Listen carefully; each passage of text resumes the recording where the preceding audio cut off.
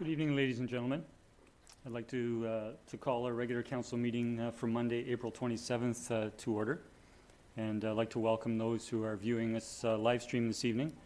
And just a note that we have four members of council joining us electronically this evening.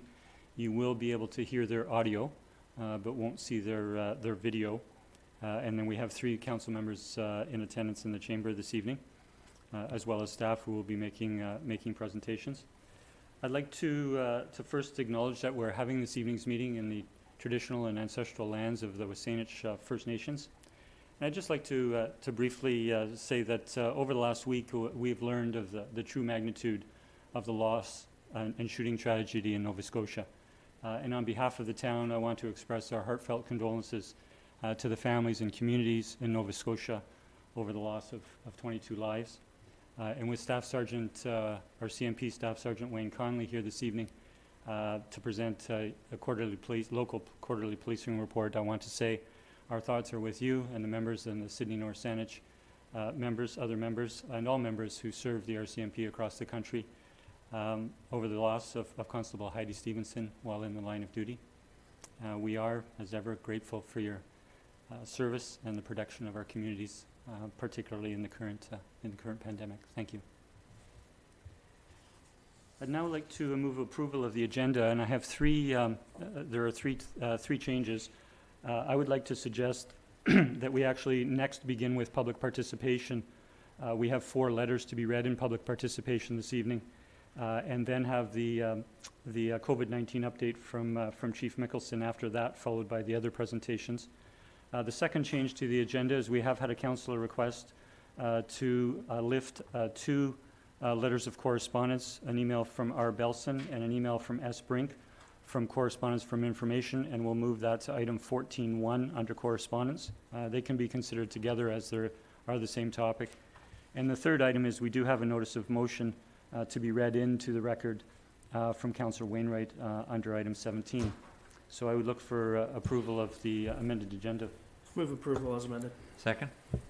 All in favor? None opposed? Motion carries. Thank you. And so I'd like to turn to, first make a comment with regards to public participation. This is our 4th meeting where we've been holding electronically. And as is indicated at the top of our agendas, due to the restrictions imposed on public gatherings by the medical health officer, council meetings are closed to the public until further notice. However, public meetings are live streamed, as commented earlier. And at this time, the public may submit their comments or questions for public participation to council via email. And we do have 4 submissions today, and I'd now like to turn to Mr. Humble to read those into this evening's agenda.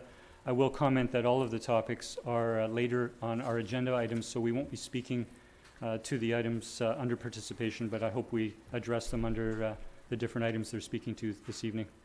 Mr. Humble. Thank you, Mr. Mayor. So the first submission that we have is from Mr. John Blair from Unit 2, 2312 Henry Avenue, and it reads as follows. Mayor and Council members, I'd like to congratulate you and the employees of the Town of Sydney on the wisdom and common sense shown in setting up new washroom and rest facilities where necessary during the current COVID-19 emergency. As a pedestrian living on Henry Avenue at Rest Haven, may I suggest we need to eliminate parking on through streets to facilitate walking and those people dependent on walker frames, wheelchairs, and mobility scooters. At the present time, it is not possible to pass one another safely, more than 6 feet apart, in many areas of the public sidewalks due to the obstructions of buildings, fences, trees, hedges, and parked cars. The portable factor here is the car. At a time like this, we cannot permit these blockages due to the storage of private cars. All too often, when using my walker, kindly people have walked on the street to give me room to pass. Parked cars prevent them from walking safely near the shoulder of the road. This is very dangerous. It also exposes the Town of Sydney to liability claims. We should not permit our public thoroughfares to be storage zones for cars where people now need to walk safely or otherwise pass by. Thank you. The second submission is from Mr. Eric Diller from 10464 Rest Haven Drive, and it reads as follows. Dear Mayor and Council, I am writing to you to ask that in the name of public safety that you open the streets to the people instead of restricting their use only to cars. Currently, people who are walking or using sidewalks where available. Then, in order to maintain physical distance from each other, are walking in the streets, putting themselves at risk of being struck by automobiles. A further issue is that due to many workplaces being closed and therefore traffic being lighter, many car drivers are speeding on our streets, putting pedestrians at further risk. I am proposing that streets in residential areas be closed to through traffic and lower speed limits 20 kilometers to 20 kilometers per hour be put in place in residential neighborhoods for now. This would prioritize the movement on streets to residents, whether on foot, on a bicycle, or in a mobility scooter. Delivery vehicles can continue to access the streets in front of houses in these areas. However, limiting through traffic in the following, but not restricted to, neighborhoods should be a priority. Number 1, Melville neighborhood with 2 access points, east off Bower Bank and west off McDonald Park, ends of Melville Street. Number 2, Lochside neighborhood with 2 access points, Weiler Avenue and Frost Avenue, both off Lochside Drive. Number 3, Roberts Bay South with 3 access points, 3rd and 5th Streets off Malaview and Amelia Avenue off of Rest Haven Drive. And 4th, Greenglade neighborhood with 4 access points, Epco Drive off Ocean Avenue, Breather Parkway, Weiler Avenue, and Northbrook Drive, all off Kenora Road. These would remain in place for the duration of the emergency measures. I feel that this would be an equitable way of ensuring that people can safely get around their communities without being in danger of contracting any viruses nor being injured by motor vehicles. Furthermore, the estimated economic impact on everyday people's finances from this virus outbreak will mean that many more households will not be able to afford motor vehicles or will have to restrict their more discretionary trips. Ensuring that streets are safe will allow more people to be better off after this pandemic is over. We should assist the everyday citizens of Sydney in any way possible to speed our economic recovery. Indeed, this very issue is being discussed under item 13 at today's meeting. This being the very worthy goals outlined by Alison Verhagen of reducing human suffering, protecting community culture, reducing economic loss, and enhancing a sustainable community. Let's make Sydney a safer community for people of all ages and abilities.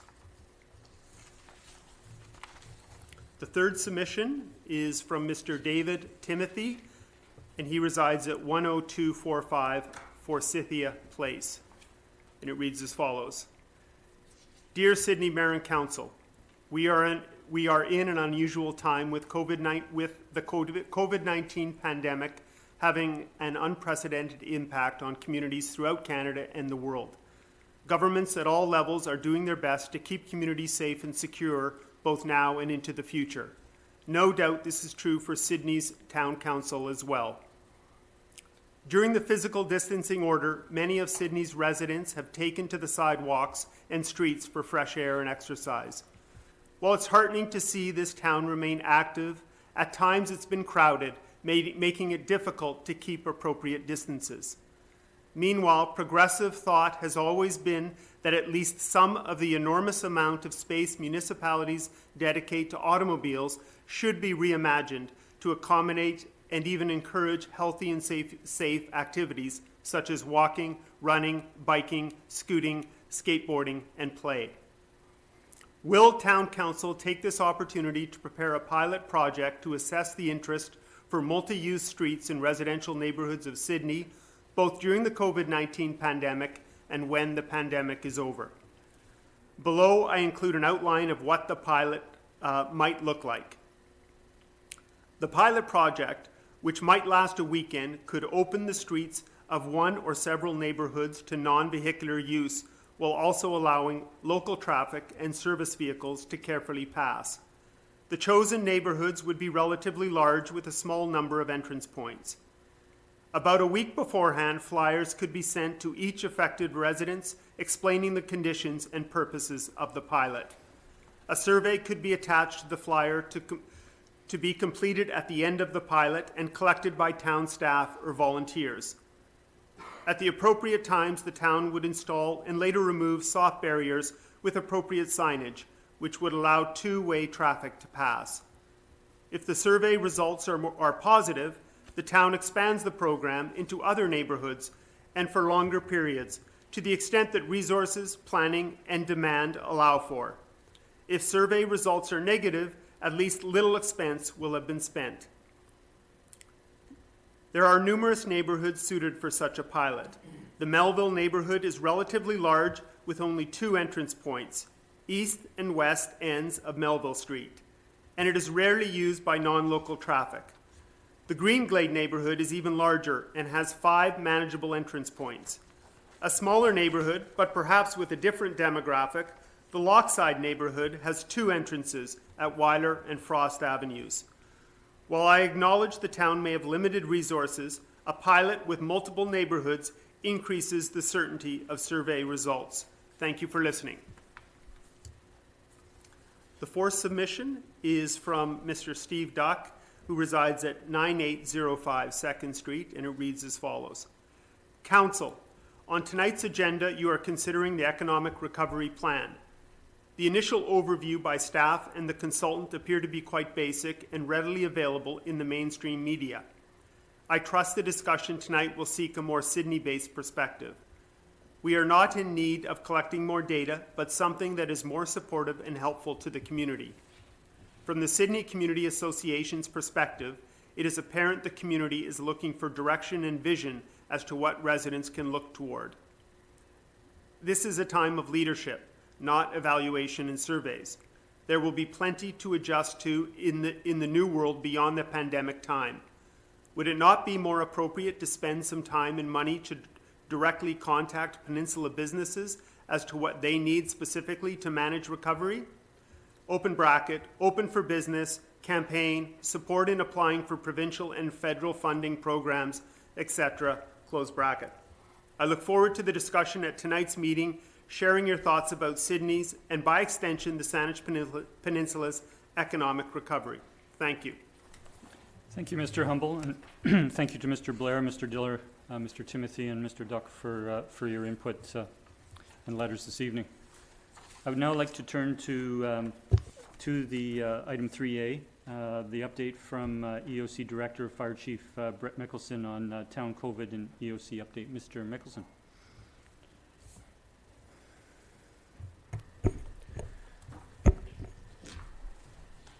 Mayor and Council, good evening, and to the members of the public watching the live webcast this evening. The focus of this evening's update will be the work of the town's Emergency Operations Center the past 2 weeks. The EOC remains activated at a level 2 with the following positions working at the EOC located at Community Safety Building or persons working from home. The EOC Director, Information Officers, an Operations Section, a Planning Section, a Logistics Section including a GIS Technician, and a Finance Section. These positions comprise 15 talented and dedicated individuals seconded from Town Hall, Public Works, the Peninsula Chamber, the Sydney Business Improvement Association or area, the Fire Department, and contracted emergency management professionals. The EOC currently has 3 primary areas of focus. These are supporting ongoing operations, conducting recovery planning, and information sharing. Our operations section is supporting our critical supply rest stop, showers for vulnerable persons at Iroquois Park, physical distancing ambassador patrols, assisting local business adapt to physical distancing requirements, and this includes education amongst our business community, and that also includes the provision of stand 2 meters apart floor decals, wellness checks for homeless individuals, enforcement of our no camping bylaw in parks and public spaces, supporting our extended care and nursing homes, and directional signage in parks and on pathways promoting physical distancing. Our planning section Ms. Verhagen has provided a report and will be speaking to the framework for recovery planning underway by the EOC's planning section this evening. While we are preparing for the potential of a gradual easing of restrictions, a return to pre-COVID-19 business as usual environment is still a long way off. How we respond to this new environment supporting our residents' health, Sydney's culture and business community, and also hardening our town against potential second waves or events will be coordinated and directed by Ms. Verhagen's team out of our EOC. Our information section receives incoming correspondence via phone, email, and social media, and replies to numerous requests for information daily. They monitor and update the town's social media platforms with pertinent information 7 days a week. And they monitor and communicate with other jurisdictions and stakeholders in addition to issuing press releases. To anticipate the anticipated gradual reopening of businesses, we are bolstering our physical distancing education ambassador complement of staff. This function will be attended to by fire department staff who also have a bylaw enforcement function. Over the past 2 weeks, we have continued to interact and support vulnerable persons with no fixed address. As Council is aware, the Town of Sydney responded to the provincial ministerial order to provide assistance to vulnerable populations by opening and maintaining shower facilities to facilitate personal hygiene practices. This amenity has been well utilized and functions as a meeting point for representatives from the Ministry of Social Development and Poverty Reduction to assess vulnerable persons for funding and housing. And I'm happy to say that these connections have been made, and some of these folks actually have transitioned from being homeless or on their way to housing and rejoining the workforce, which we're quite proud of. The last 2 weeks has seen an increase in new vulnerable persons seen in Sydney, which is partially attributable to our shower facilities, but also to free transit and the closing of housing shelters in the core in Victoria. Staff Sergeant Connolly will expand on this during his presentation. The town's EOC continues to balance providing vulnerable persons critical services, but also deterring the establishment of camps and public spaces contrary to our bylaws. I would like to acknowledge the work done by EOC and bylaw staff in cooperation with the RCMP to strike a balance, ensuring these persons' welfare, but also ensuring Sydney's parks and public spaces remain open and accessible to all residents. Earlier today, EOC staff arrived at the difficult decision to close the Talista boat ramp to recreational boaters. The closure will go into effect Friday afternoon. It was influenced by the Canadian Coast Guard's request for people to stay off the water unless needed. Unnecessary boating trips have resulted in an increased number of search and rescue responses, increasing crew risk to COVID-19 and the use of PPE, which is in short supply. Our boat map will remain open on a reservation basis to commercial users coordinated through the EOC. In closing, I would like to thank our residents and business owners who have accepted and quickly adapted to dramatically different ways of conducting their daily activities. And decisions to impose restrictions and postpone and cancel events are not arrived at easily and are done with the health and safety of our residents as our first priority. If you have any questions, I'd be happy to take them now. Thank you, Chief. I'll turn to Council. Are there any Council members who have a question or comment for Chief Mickelson?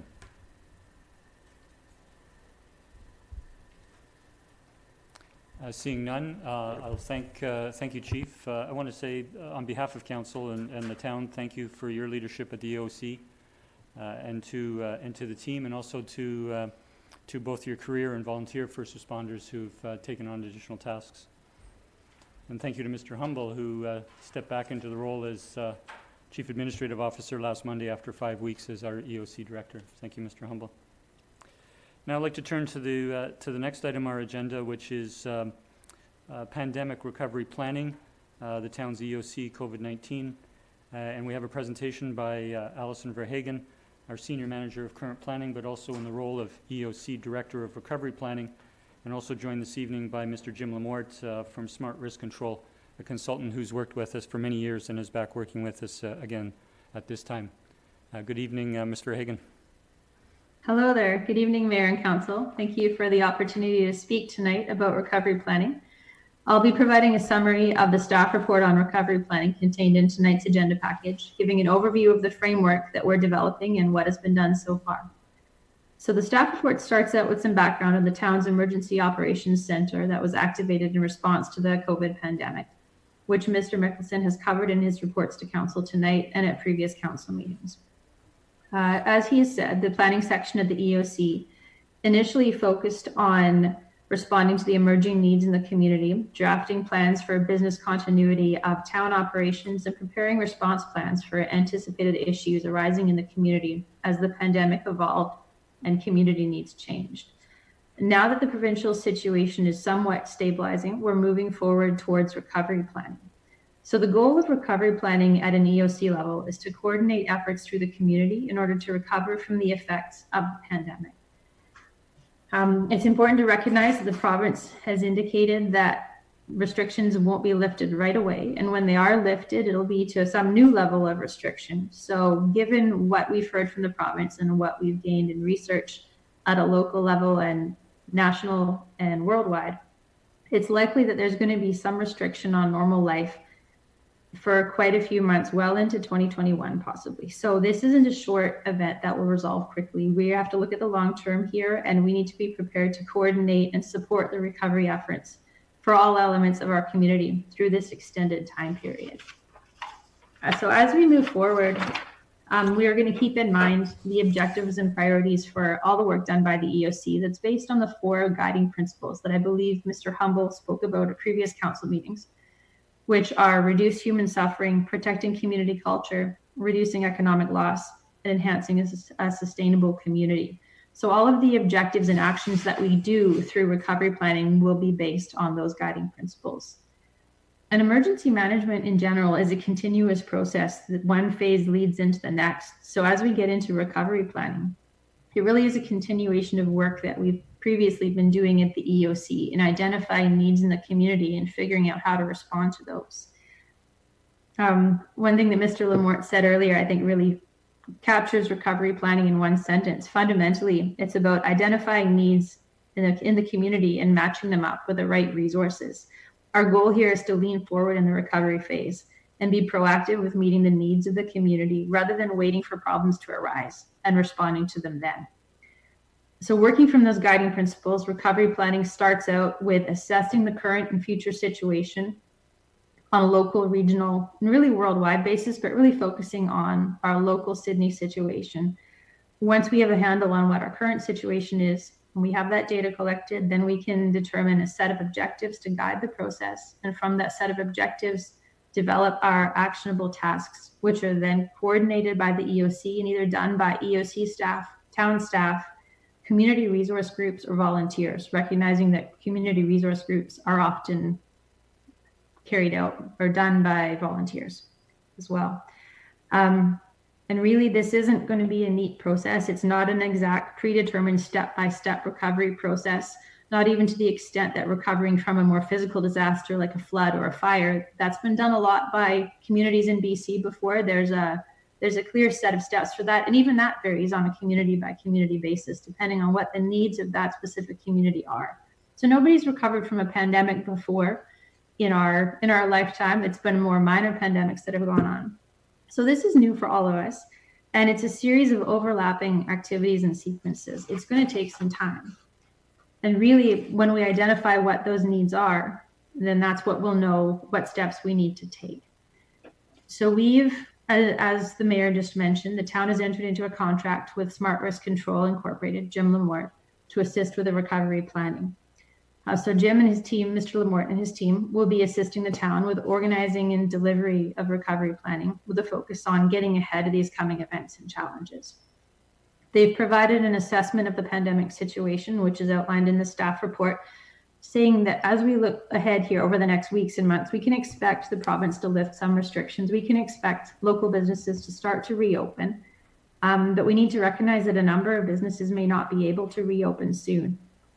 They may face problems with employees not being able to return to work. Customers may not be able to return due to safety or financial considerations, and suppliers or supply chains may be interrupted. So these are things we need to look towards in terms of economic recovery.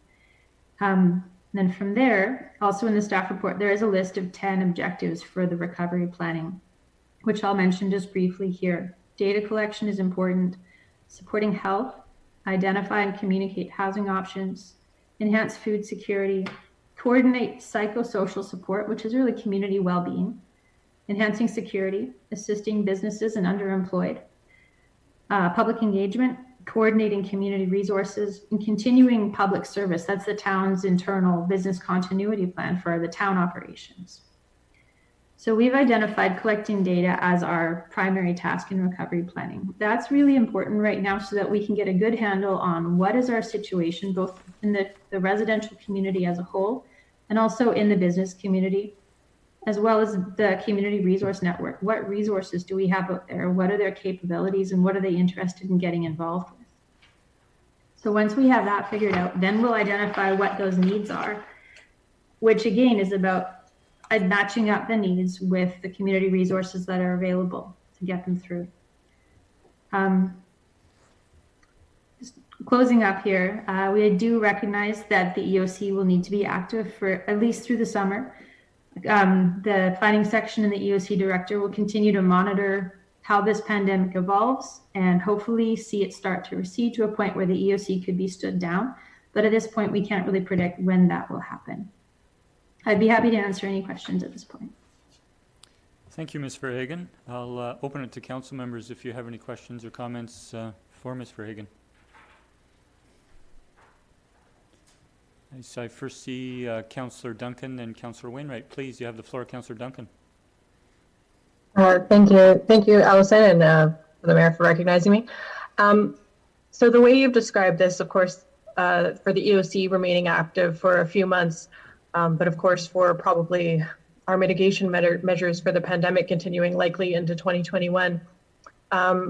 If the EOC drops, to level 1 or maybe is not required anymore as pandemic response, but obviously the recovery planning continues, does this document continue as kind of something within your purview under planning, even if the EOC is done, or is this only kind of like a 1 year time frame you're looking at, or possibly a multi-year after the EOC is done in this reply?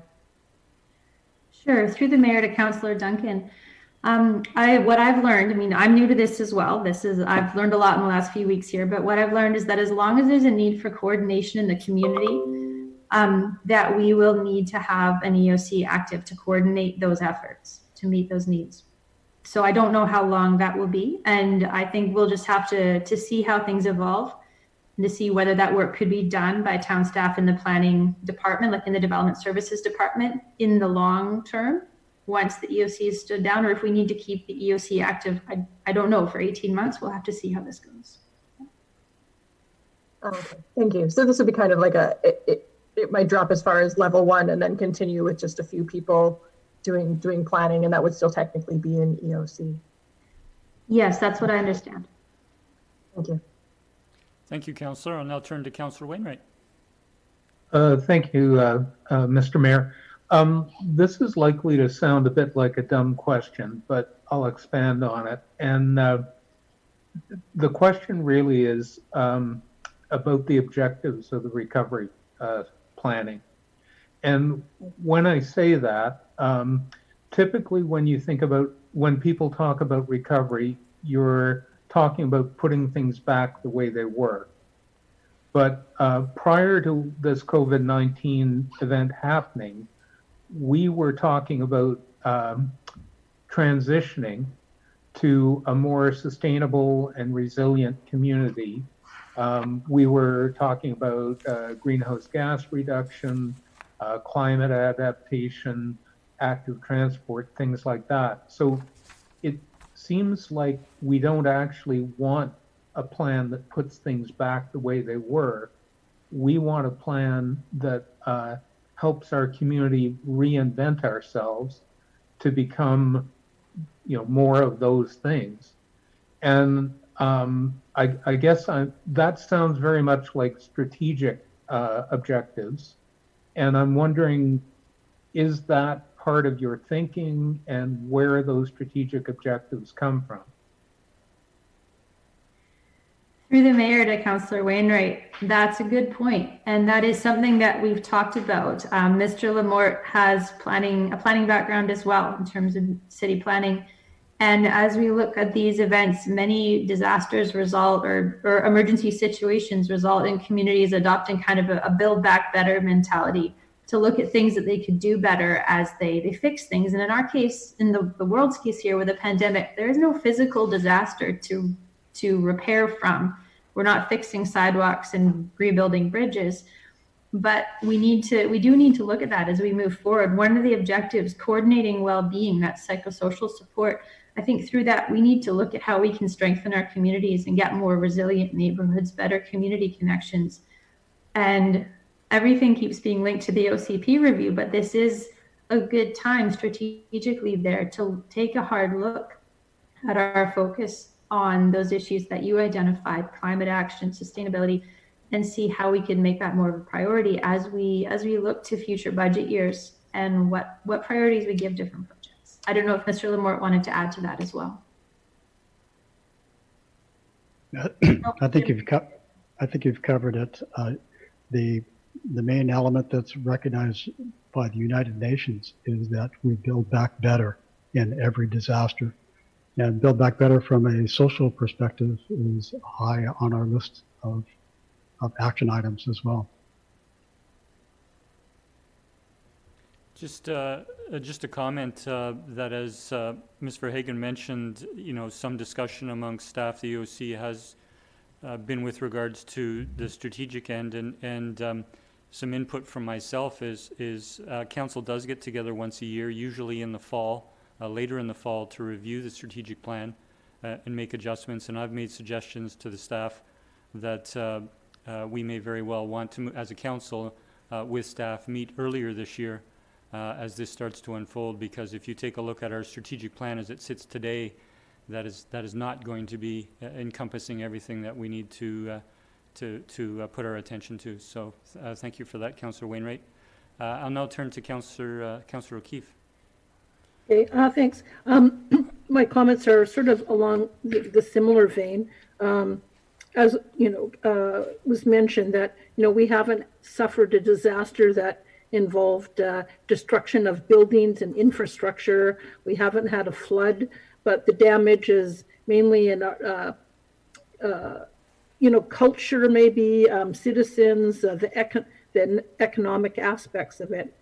And so, when we talk about rebuilding our community, about having a vision for what it's going to look like after this. And I guess I'm wondering, I know Mr. Mayor mentioned perhaps council would look at this during strategic planning in the fall, but I'm wondering if there's a role for council in providing input into those objectives and activities that the EOC is developing for recovery.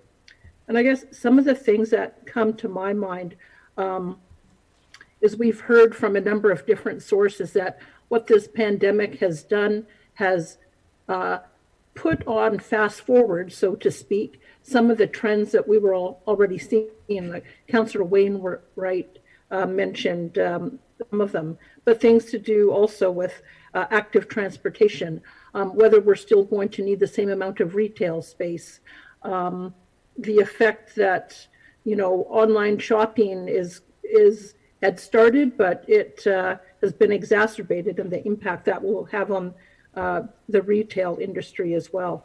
The number of people who have started using bikes, and we got a number of letters today from citizens who are talking about the need for more space for pedestrians and cyclists. And so I guess my question is around, is there an opportunity for council to provide input into those strategic objectives that we're constructing now to come up with that vision now, rather than later? I'll just leave it at that. Sure. Through the mayor to Councillor O'Keefe. When we get, as I said, we're going to be collecting data soon via a resident survey and a survey of businesses in Sydney, all different sectors of business. So So after we've received the data from those surveys, then that's where we'll be able to identify the needs. And really, we have draft objectives now that we're working from in terms of starting to look at actions and projects that we can undertake in advance of that. But once we receive the survey data, that's where I think we'll be able to really harden those projects and decide, okay, this is a gap in the community, this is a need that we need to meet, and then looking at our community resources to see how can we meet that? What services do we have available? Perhaps Mr. Humble or Mr. Mickelson could comment on council's role in terms of reviewing those. I'll turn to Chief Mickelson. Through the mayor to Councillor O'Keefe and perhaps to Councillor Wainwright's question earlier, there's no doubt that council's role in respect to an EOC or the standing up of a response to emergency very much is as a policy group, and Councillor Wainwright correctly identified strategic decision making, and that these circumstances do lend themselves to opportunities, and the example would be probably the best example recently in the province of British Columbia would be Grand Forks, where a large portion of the town was flooded, and it was a once-in-a-lifetime opportunity to perhaps redesign or relook at the entire how the town or a large portion of the town was constructed. So, council's role as a policy group would be perhaps to come to the EOC and request or look at the feasibility of incorporating perhaps accessibility or carbon neutrality options or various things like Councillor Wainwright identified, and see how we could incorporate that into our planning and the feasibility of that. Definitely not at a granular level, but at that strategic level, that's where the council as a policy group would perhaps meet and then provide some guidance to the EOC and the CAO about how we could feasibly incorporate that as we continue with planning. Thank you. I'll allow a supplemental from Councillor O'Keefe, and then I do have a speaking list that's 4 names long now. Okay, thanks. I guess what, because this is so new to all of us, what I'm trying to get a better handle on is normally council provides a strategic direction, and one of the things is economic vibrancy. And so we have plans and activities and that sort of thing. And now EOC will have a plan with strategies and objectives. And from what I'm understanding, this could go on for quite some time. So what I'm trying to get a better understanding is about how those, there's EOC objectives and the council already has objectives, and how do those intersect? Are they parallel? Are we working together? Does one take precedence over the other? Those are some of the things that are just a little bit fuzzy for me. I'll turn to Mr. Humble. So again, appreciating that we're all learning about emergency management planning and the role of EOC, the role of council in an EOC. So one thing that has stood out for me is that recovery planning is one of the key pillars of the emergency management plan. So it is part of the overall EOC function without question. And as such, the 4 objectives that were identified sort of include reduce human suffering, protecting community culture, reducing economic loss, and enhancing sustainable community. So when you look at those, there is an economic component to this, there is a strategic component to this, but first and foremost is is dealing with the actual pandemic itself and getting through that. So there might be a point in time where these do intersect, but I think it's really important that we all sort of understand that again, the recovery piece is a key aspect of the emergency management planning process first and foremost, and we need to focus on that first. Thank you. Thank you, Mr. Humble. I now have next in my speaking order Councillor Rintoul, Councillor Fallett, all for a first time. I'll turn to Councillor Garnett if he wishes to speak for a first time, and then go to Councillor Duncan, and then Wainwright for a second time. So, Councillor Rintoul. Thank you, Mr. Mayor. And my appreciation to staff and those manning the EOC. I think you have proactively handled this entire pandemic situation through the course, including addressing recovery and starting to have that discussion, so that council and its governance role can certainly take a look at options. I want to thank Ms. Verhagen, because you certainly did address the area around the survey. We had a letter writer this evening who I know spoke specifically about the survey, and I think from what I've heard in your comments, Ms. Verhagen, this survey is going to help us come up with a Made in Sydney solution to address recovery. And so if you could speak somewhat to, not the process so much because you commented on it somewhat, but the timing and how you see timing work out in terms of feeding that information back into the EOC and back to council as part of the recovery discussion. Through the mayor to Councillor Rintoul, we are completing the final draft of the resident survey this week and hope to have that live by the end of this week or early next week. That'll be an online survey, and we will be able to collect responses verbally as well from some people if they're not able to access the online survey. But we really are planning to push out the link to the online survey in as many sources or as many contacts as we have, sending it out through a number of community resource networks, really trying to reach every sector of our community. The business survey as well, we're working on finalizing those questions and hope to have that one underway within the next couple of weeks. That one we're hoping to conduct more verbally with people because we do want to get specific answers. It may be online based as well, like using a website such as SurveyMonkey for people to complete it. But that one, I think we might be looking for people to conduct that, phoning and contacting businesses to ask them the questions that we're looking to find out information on. Yeah, thank you. Sorry, just to answer the second half of your question there about the turnaround time, I expect those surveys will be live for possibly 2 weeks. We haven't finalized that yet. And the benefit of doing the online survey is that the data is compiled as it's collected. So it doesn't take much staff time at the end to go through and digitally enter paper responses. That's all done. So that's the helpful side of doing the digital online survey. And then we'd be able to use that data immediately to move forward with our actions and assessing what we should prioritize and where the gaps are. Thank you, and I commend you for talking about sort of the telephone interview approach with businesses. There's various sectors, obviously, in the economy. Retail may be hit harder, perhaps, than certain aspects of marine or industrial. So I commend you for being prepared to reach out and have those conversations. Thank you, Mr. Mayor. Thank you, Councillor Rintoul. Now turn to Councillor Fallot for a first time. Thank you very much, Mr. Mayor, and good evening, everyone. Thank you very much, staff, for putting this together and for being part of the EOS and working through this situation.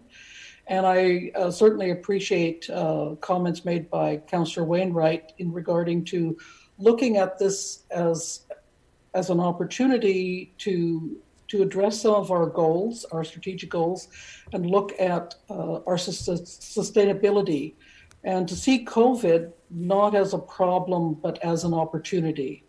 And I think we as a community have always been very forward thinking, and based on the input that I see in tonight's letter writers and comments that I've heard in the last little while, people are looking at how do we make Sydney better. And as challenging as it is, while we're still trying to run the town and as well as to deal with this pandemic, this is an opportunity that shouldn't be and mustn't be missed. And I want to thank everyone for doing the part that they're doing, the roles that they're playing, and look forward to how we can participate more in it. Thank you. Thank you very much, Councillor Fallot, for those comments. I'll turn to Councillor Garnett. Thank you, Mr. Mayor. A question and then a comment to Ms. Verhagen, if it's okay. I appreciate the telephone part of the survey. That was one of the questions I was going to ask, is what method you're going to use for your survey. Do you have any concerns based on, generally speaking and specifically to Sydney, response percentages in terms of our community residential, and getting a real feel for what the community needs based on the fact that our percentages tend to be quite low, and generally they are in the larger population as it is? Sure, through the mayor to Councillor Garnett. That is one thing we've considered in terms of how we will roll out the survey to really encourage people to fill it out if they can at all participate. I think town staff recently did a survey of residents up in the Rathdown Park area looking for feedback on playground equipment, and we're really surprised by the significant number of responses that they got, much higher than things we've done before. So we are hoping that more of our residents are finding themselves with more time on their hands to complete things like this. So we're hoping for that. Also really going to work through every channel we can to get the survey data out there, the survey link to get people to complete it and reach out through as many avenues as we can. Thank you. Just a comment, not directly to that, but in terms of the retail component in Sydney and people that touched on the online shopping. Speaking from personal experience as a delivery agent for Canada Post, it's been an explosion. I think they reported last week on the Monday they did 1.8 million parcels in one day, which is actually on the high end for Christmas. So when I saw those numbers, and based on what I've seen since I've been back at work, and for me, 30 to 40% more than what I normally get at this time of year, I have real concerns as well, because I'm sure there's a big percentage of those people, when this is over, are still going to stick to that form of shopping. So I just throw that out there. I don't know how we're going to deal with this in the long term and how these businesses are going to have to sort of reinvent themselves. But it's going to be something that's going to be here to stay. And this has definitely exacerbated the situation and probably pushed it 5-6 years forward from where it would have been. So, yeah, I hope there's answers out there, but I'm not sure what they're going to be. But thank you. Thank you, Councillor Garnett. I'll now, for a second time, turn to Councillor Wainwright, then Councillor Duncan. Thank you, Mr. Mayor. Last time you read that list, it was Councillor Duncan before me. So I'm happy to allow Councillor Duncan to go first. Councillor Duncan. Thank you, Councillor Wainwright. All right. Well, he already said a bunch of stuff I was going to say, so maybe this time I can return the favor. And I guess just building on things that other councillors have said, definitely the idea of making sure that we can kind of link in our strategic planning to these objectives. And I'm very glad to hear that the mayor has talked about moving strategic planning session forward. I think that would probably help, and will probably start to help staff too, as they begin running into problems where they begin to wonder how that will affect, other things that have been ongoing, like the OCP process. I'm wondering if, in fact, even the consultant that we have working on the OCP, how much of what they're doing now will start to maybe need to tie into what you're thinking about with recovery planning. When I'm looking at the list of the objectives and then the examples of what you've already done underneath it, and that's very helpful. I wish almost, now that I'm thinking about it, that specific examples of where we already have these existing strategic plans could have fit within each of those, or parts of the OCP, things that were being considered could already have been fit under there. I feel staff might have already started to have things like that in their minds just by the nature of your jobs. Also, when I look at this and see, that one of the big objectives, I guess small O objective, goals of this document is to make sure that the EOC continues to be kind of the central coordinating unit to make sure that there's no duplication and there's no gaps. And so I'm wondering, again, as part of the data collection, but also to feed in under these objectives, how many other regional or sub-regional goals and working groups that are already going on might feed in under there, or might be sources of data for this as well. There might be things regarding transit, particularly for First Nations, as they have increasing troubles trying to get to work. We know SIP was already working on things. Maybe there will be things that have to be accelerated, and maybe that will tie into some of our objectives, particularly when we start bringing up things like climate action plans and active transportation plans. That some of these things might be starting to push those forward, as Councillor Garnett says, but in a different way, 5 or 6 years. And I don't see in here kind of an idea of, it does mention, kind of just an overview, how to get citizen or public members of the public groups, maybe and council involved, but like some kind of an overview of that process, whether there would be subcommittees maybe that would begin to start taking over each one of these tasks as data came in and they kind of knew here is a packet of actions that could be taken, something that could be developed further with this particular set of community groups like, the Peninsula Childhood Early Years and the Beacon Community Service, that there might be whole sections that they would be able to form a committee to take over. And I wish I could hear more of your thoughts about when or how that kind of process might come into play. Sure. Through the mayor to Councillor Duncan, that is something that we've looked at. You raised quite a few good points there. It is essential that all of this recovery work is coordinated and done through the EOC, as you said, to make sure that we're not leaving any gaps unaddressed or duplicating efforts when we're trying to make sure we're addressing all the needs that are identified.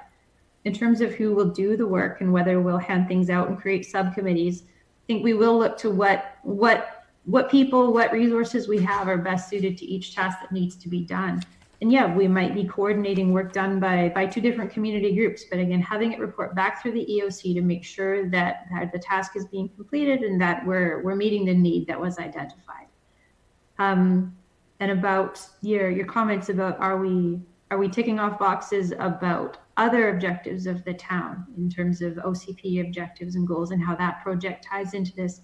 Yes, I mean, EOC staff will be talking to town staff back at the town hall and development services as both of these projects keep going and evolving, and making sure that if there is a change in direction that's identified by the recovery planning effort, that we need to make a bigger change in the community. How does that tie into the OCP process? And can we do that at a strategic policy level through the OCP to start that guidance, to start shifting the community in a different direction? Thank you, Councillor. I'll let Peter Wainwright go in just a moment here, but I just want to comment that this is an agenda item further down on 13B, and but it's a good discussion now, and Councillor Wainwright. Thank you, Mr. Mayor. I'm just going to start out by saying I like a lot of the stuff I've been hearing, and I think that an important part of our messaging, we shouldn't just be saying we're going to get through this. Our messaging should be, we're going to get through this and we're going to come out better as a community. And I think, we really do need to make that a significant part of our message. However, moving on to the point I wanted to make, and it's kind of come up in this discussion about the survey of our residents and this collecting information. I guess I have a concern that Sydney is not, we do not stand alone as a community. We are the social and cultural center for the Northern Peninsula. Quite a lot of our businesses are owned and operated by North Saanich residents. A lot of our residents work in North Saanich. A lot of the people that work in Sydney don't live here. I appreciate a lot of them come from off the peninsula, but I'm just concerned that if our focus is solely on Sydney, we may be missing a significant part of our community in gathering that input and coming up with our plan. So that's and that's a strategic message I'd want to put out there. I think it may be a mistake if we focus too narrowly. The other thing that I'm concerned about, and again, it's at a strategic level, historically, our First Nations and the ones on the peninsula are certainly no exception, have been marginalized. They've been at disadvantage and so on. And now that we're starting to turn our minds to recovery, I think it would be very inappropriate if we just said, fine, you're on your own, we're looking after ourselves. It may be that they are in fact fine on their own, but I think we should be at least reaching out to them and seeing if they need help and whether we should be considering them as part of our recovery planning. So the concern I'm sort of raising is about scope and like who is our community, because I don't, you know, the business community, certainly in West Sydney, all you have to do is cross the street and you're no longer in Sydney, but it is still the same business community. And for people like myself living in West Sydney, a lot of the restaurants that are open doing takeout and so on, that are closest to me, they're actually in North Saanich. So, you know, it just, I can't see that it makes sense for us to limit our attention to the borders of Sydney. Anyway, that's all I wanted to say. If I could speak to that through the mayor to Councillor Wainwright, that is something that we talked about, that Sydney isn't an island unto itself. I mean, as you pointed out, we have a lot of crossover in terms of residents and employees moving between the municipalities on the peninsula and beyond. And our business community definitely serves more than just the residents of the town of Sydney. So we are looking to get feedback on those surveys from people beyond Sydney's bounds. And we'll be having questions on the survey to help us identify who's a Sydney resident and who isn't, so we can start to clarify that information that, or the data that we're getting back in terms of who's living here, who's living elsewhere, but relies on the services provided by Sydney. And I think the sources that we'll be using to get that survey link out, their scope reaches well beyond Sydney as well, including North Saanich and Central Saanich. So I think we will hopefully hear from a good number of people beyond Sydney's municipal boundaries there. That's great. That's thank you. And yeah, I mean, if it included in the survey that you know, if you have an interest in Sydney, and as Councillor Wainwright has indicated, people have an interest in Sydney in many different respects. So if that was indicated, and if they put where they live, that's just helpful knowing the where the opinions or where the views and comments are coming from. I'll end our discussion now at this time, and then we can return to it under agenda item 13B, but an excellent discussion. Thank you to my colleagues. And so I'd now like to turn to Staff Sergeant Wayne Conley from our RCMP, the Sydney North Saanich Detachment, for your quarterly update. Good evening. Thanks for your patience. Thank you, Mayor and members of council. Just happy to come back and provide a little bit of update. My plan tonight was to give you a little bit of a review on the quarterly report, but also some of the more recent stuff over the last month as we've got into the COVID and how it's impacted policing in the community. I thought I would start by just telling you the previous 6 weeks have involved enormous internal change in procedures at our detachment as we responded to the impact of COVID-19. Probably comes as no surprise. Part of that involved the development of a specific business continuity plan for pandemic and the planning around being able to function with 60% of our police resources, which would essentially mean a shutdown of everything but just core policing. It also included the acquisition of all the essential personal protective equipment to address any calls for service where COVID symptoms might be displayed. And considerable work involved the development of new procedures for investigations, statements and interviews, fingerprinting, prisoner handling, persons for bail hearings, because we have our court houses shut down. So things that maybe weren't on your radar, but and also to mention that the detachment has actually been closed to the public since March 23rd, and calls for service, though, are still responded to and taken through our detachment during the day and after hours through the ECOM services that we have. Our community policing and volunteer programs have essentially been postponed at this point. I thought that I would just highlight the quarterly report because for the first time in quite a while, I saw huge fluctuations in things. I don't know if it was noticed, but For example, the number of mental health calls was way up by 80%. We saw an increase in assaults as well. Theft and shoplifting calls were way up. Cause disturbance calls were double what they were the previous year. And we saw an increase in traffic accidents as well.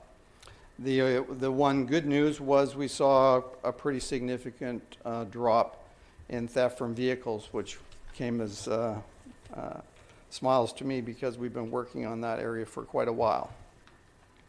So I just wanted to, we had some questions from members of council, and I just wanted to drill down a little bit with something that might be helpful and relevant to the questions that were brought forward.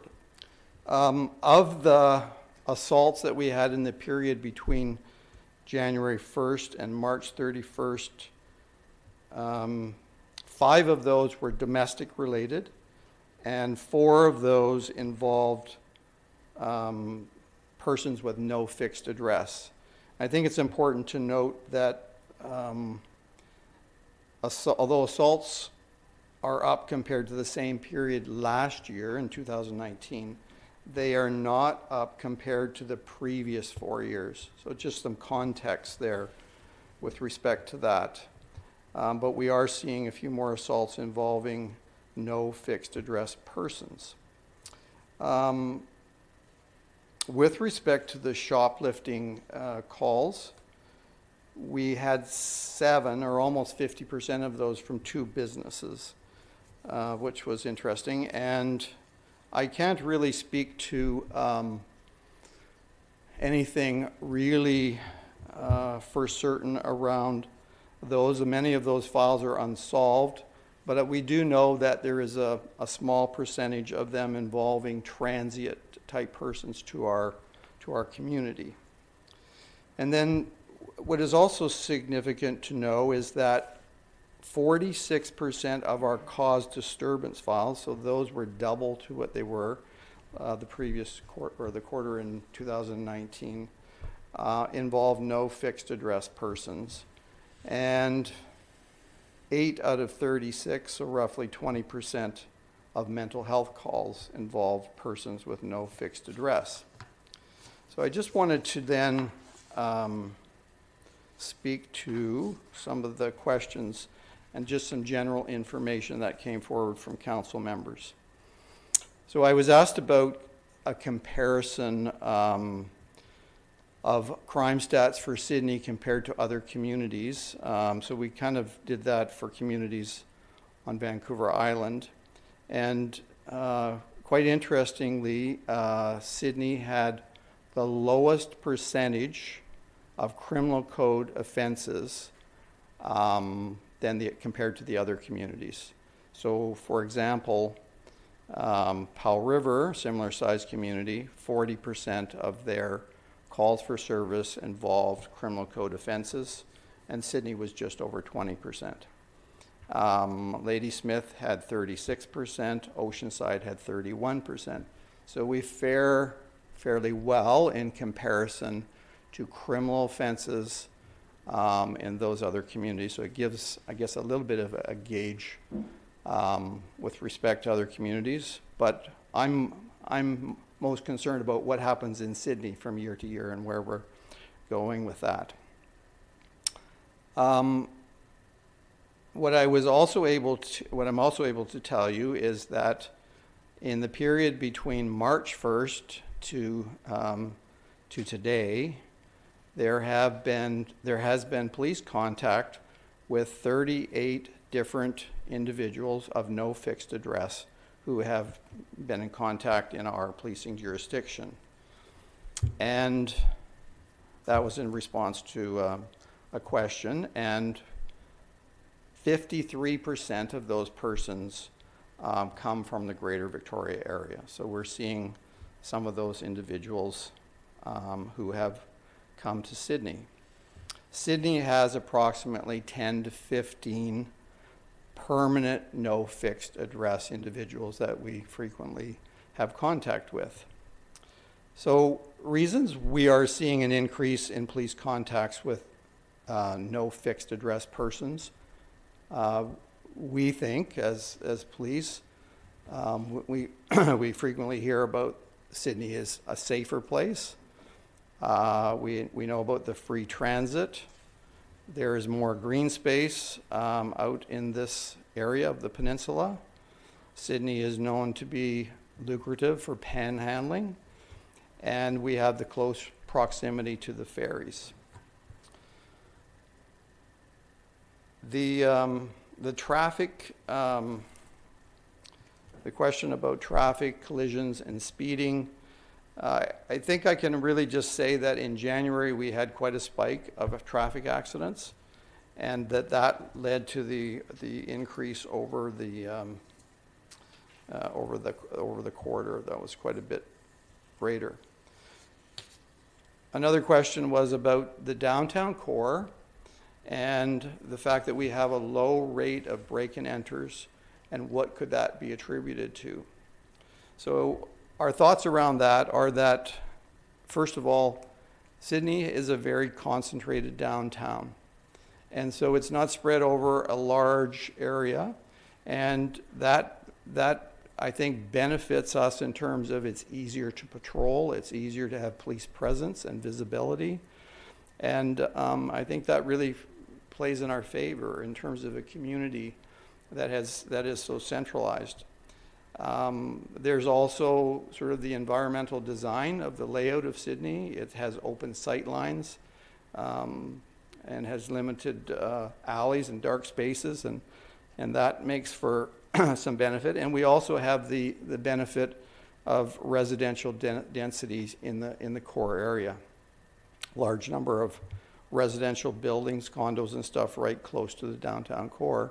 So it's kind of eyes and ears, and we get lots of calls from our community who very much work with us and assist us. So that's some information in response to the questions, and hopefully that's been helpful. I did want to mention a couple other things.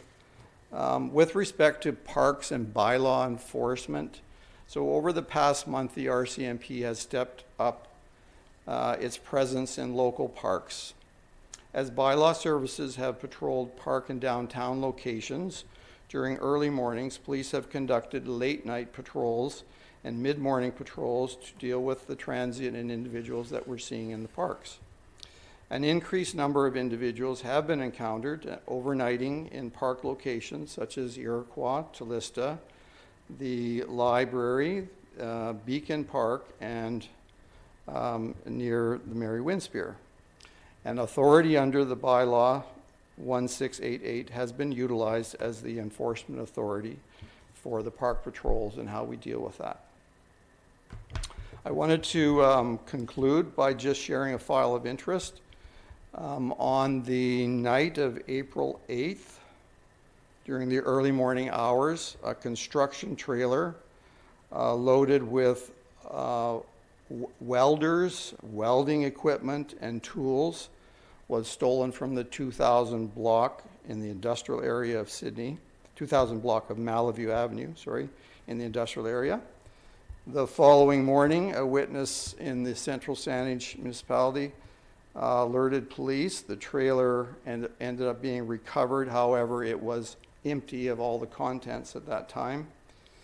A vehicle description was obtained. A crime analyst identified a suspect and an associated vehicle. And members of our detachment, through some diligence, located this vehicle near a Saanich address, which had the stolen welder in the rear of the truck. The vehicle was seized. A warrant to search the vehicle was obtained, resulting in the recovery of over $20,000 of welding equipment and tools. So that was a very successful investigation, which was very pleasing to the contractor who owned that, to get all his equipment back and his trailer and within a matter of a few days. I just wanted to mention that over one weekend in the month of April, actually a 4-day stretch, so Friday through a Monday, officers from the detachment issued 4 immediate roadside prohibitions for impaired driving over a 4-day period. So they had one impaired driver that they dealt with every day, 4 days in succession, which is a bit unusual for us, but just worthy of comment, I thought. So that's kind of the information I thought I would share. I don't know if there's any questions. That is helpful. I'll turn to council members. Start with Councillor Garnett. Thank you, Mr. Mayor. Thank you, Staff Sergeant, for your report. I was just wondering, I mean, you probably don't have the numbers yet because we're just into April, but are you sensing the same sort of percentages that they're talking about in terms of domestic abuse that seems to be going on in the rest of the country with regards to the pandemic? I would guess that we're seeing a slight increase, but not a significant one. Okay. I haven't seen anything that scared me at this point, so okay. We're in good shape there, I think. Great. And I would just like to echo the mayor's comments from earlier, and pass along my deepest sympathies to you and your fellow members of the detachment. Police force is a family, and you lost a family member, and I think people need to recognize that it's a tight unit, even though it's a big country. And also to thank you and on your members and all you do for our community. It's a difficult job, and you should have the utmost respect from our community. Thank you. Thank you very much. I'd also add my condolences on behalf of our detachment to the families who've lost their loved ones in Nova Scotia. Thank you. Are there any other questions or comments from council colleagues? Seeing none, I'll thank you very much, Staff Sergeant Conley.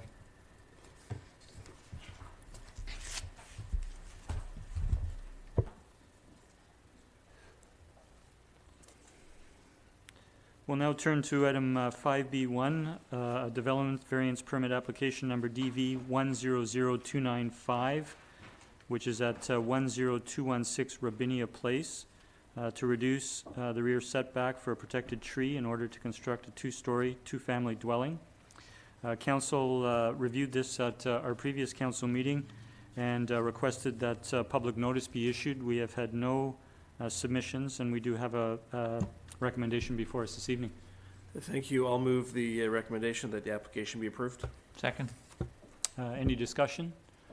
Seeing none, I'll call a question. All in favor? Opposed? None opposed? Motion carries. Thank you. We now turn to adoption of minutes. We have 2 sets of minutes to receive. Those from our regular council meeting of April 14th this year, and those from our special council meeting of April 20th. I'll move that both sets of minutes be adopted. Second. Any errors or omissions? Seeing none, I'll call the question. All in favor? Opposed? None opposed? Motion carries. Thank you. I'd now like to turn to my mayor's report, and I have two items this evening. The first is both are dealing with recovery. One's a little bit more with economic recovery, and that is the South Island Prosperity Partnership just over a week ago announced a regional task force for economic recovery in the region, and that task force consists of key business leaders from some of the larger businesses in the region that are already members of SIP. It includes community organizations such as the Destination Victoria and others, and it includes a number of elected representatives from the Partners Council. We have, as many know, 10 municipalities are members of SIP as well, and I'm representing the Peninsula on that task force. My colleague mayors on the Peninsula are sitting on subcommittees, of which there are a number. And I mention that this evening because I've arranged a meeting with local business organization representatives, Executive Director Denny Warner from the Saanich Peninsula Chamber of Commerce, Executive Director Morgan Shaw from the Downtown Sydney Business Improvement Association, and current chair of our Economic Advisory Committee, David Calverley, along with Councillor Rintoul, who is a council liaison to to the Economic Advisory Committee and to Councillor O'Keefe, who is our council liaison to both the Chamber and the BIA, for us to meet with Alison Verhagen and Chief Mickelson from the EOC to really talk a little bit more about the economic recovery component of the overall plan that you saw this evening, but also to take some input from those community representatives at an initial stage that I can take back to the task force. The regional task force will, of course, be operating on a regional basis, and one of the things going into that task force, or agreeing to serve onto that task force, was a request that the task force have two-way communications with the business organizations throughout the region. We have 6 chambers, we have 3 BIAs and other organizations like Destination Victoria, and it's important that the communications are two-way to a regional task force. So that was the first item I wanted to bring council and the public up to date with. The second is a comment about recovery in general, and many of us see the media daily on the COVID pandemic, and as we're seeing in the media, other cities, other provinces, states, other countries are turning their minds to relaxing measures with the pandemic. And I feel it in myself, and in talking to neighbors and businesses in our community, I get the sense that we are all looking forward to a relaxation of measures in some measure, or to some degree, such that we can be more active in our community, whether it be in community organizations, community facilities, whether we have greater economic activity. And I think Dr. Bonnie Henry has been exemplary in her direction to everyone in the province of British Columbia. None of the measures are being relaxed presently in British Columbia, and I would just urge all my fellow citizens in the community that we have done a tremendous job. We've made tremendous sacrifice in physical distancing, in hygiene, in being community members and assisting less vulnerable in our community, whether they be seniors needing groceries or needing yard work or contributing to the food bank or contributing to Beacon Community Services. And so the work has been tremendous, and as Mr. Adrian Dix says, we have to be all in 100%, and we need to continue that, even though we can sense other communities around us, around the world, around the country, are looking to become more active. We have to be cautious and take the direction from our provincial health officer. So thank you to the community, what you've done this far. I'm certainly was happy to hear the positive comments from council this evening, that this is an opportunity, and we will come out a stronger and more vibrant, a more resilient community in the future. And I look to working with everyone to that end. Thank you. I'd now like to turn to Councillor Fallett, who has a council report on the Vancouver Island Regional Library System. Thank you, Mr. Mayor. And if I may, I'm just going to have a short comment regarding our utility box wraps, if I can just talk to that. Last week, we had a press release and are proud to announce that this year's utility box beautification project installation features 4 local First Nations artists. We have Charles Temoson Elliott from the Tsartlip First Nations, Doug LaFortune from the Tsawut First Nations, James Jimmy from Tsacom First Nations, and Doug Horn from Tsawus First Nations. The newly wrapped utility boxes are along Beacon Avenue from 2nd Street to 7th Street. And I would like to congratulate and thank the artists for allowing their artwork to grace our utility boxes, and thank the sponsors who helped make this project possible. And for more information about the utility box beautification project, please visit www.sydney.ca/utility box beautification. There's the story of the artwork and the artists. And I think COVID has certainly highlighted the value of the arts during our time of isolation and restricted movement, and we are resorting to so many things online and looking at our public artwork, and I'm so pleased that we are able to have some more public artwork in Sydney. So now I'd like to just quickly turn to the Vancouver Island Regional Library meeting. We didn't meet in March as we were scheduled because, of course, COVID restrictions. So we had our first virtual meeting this past Saturday. And as with every other organization around the world, whether it's private business, governments, organizations, and even with family and friends, COVID-19 has pushed has been pushed to hit both a pause button as well as a fast forward button. How we do things will now shape how we do things going forward. And so on Saturday, the Board of Trustees for Virl were able to have our first virtual meeting using Zoom. And first order of business was to allow Virl trustees to participate in irregular and/or special meetings by remote, virtual, and teleconference meetings. And with 35 plus participants, many of whom were new to virtual meetings, there were a few oopses and issues, and we ended up with a 4-hour meeting. So the news with Virl is that all branches, of course, were closed March 16, and in conjunction with the temporary closures, approximately 92% of employees were laid off, along with the expectation that numerous positions will be recalled as alternate services are developed. During this pandemic, Virl has implemented some services to meet the needs of our communities, such as online library card registration, which is a dramatic change from before, as you usually had to go into the branch to activate a card. And within the first 3 weeks, 842 new cards were registered. Expanded investments in Overdrive, Canopy, RB Digital, and Acorn TV. We've got existing vendors making additional content available at no cost. Checkout of digital and audio books has hit an all-time high on April 1st of 2,285 checkouts. And it's anticipated that increased use of digital borrowing will continue as more users are adapting their habits. 42% increase in demand for digital material to support blind and visually impaired customers. And we have an additional 134 ebooks checked out each day, with 50 digital magazines checked out, and over 100 additional movies, TV, and music is streamed daily. And some new online services include live story time. And this one I found really quite interesting because it's not just the story time for children, but they've also reached out to seniors' homes, including Sydney, with the prospect of offering online senior-focused story time. So I think it's really quite exciting that we had the news recently of iPads being delivered, donated by TELUS and delivered to the seniors' homes. And so they will now have a tablet in which to participate in these story times.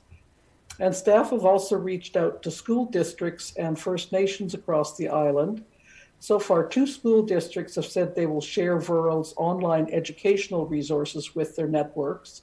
And 5 First Nations communities have also agreed to share Virl's resources with their communities.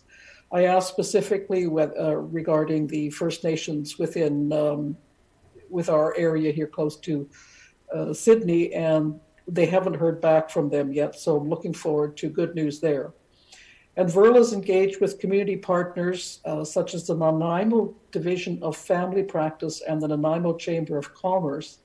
And they're looking at loaning 2 or more of their 3D printers to assist with the ongoing demand for production of face shields, which I thought was really quite interesting. The filaments that Virl has isn't able to be used by for the medical supply, so they're having to source out that. But I thought it was really quite a good news that they were sharing the 3D printers. So that's it from Virl. Thank you. Thank you for both those updates, Councillor Fallett. I'll now move down to staff reports on item 13A, and if we can go back to the town's EOC COVID-19 pandemic recovery planning. We do have a recommendation, but is there further discussion from council? Councillor Wainwright. Thank you, Mr. Mayor. Through you to staff, and this is regarding the recommendation, which is that council in its capacity as policy group see merit in the proposed approach.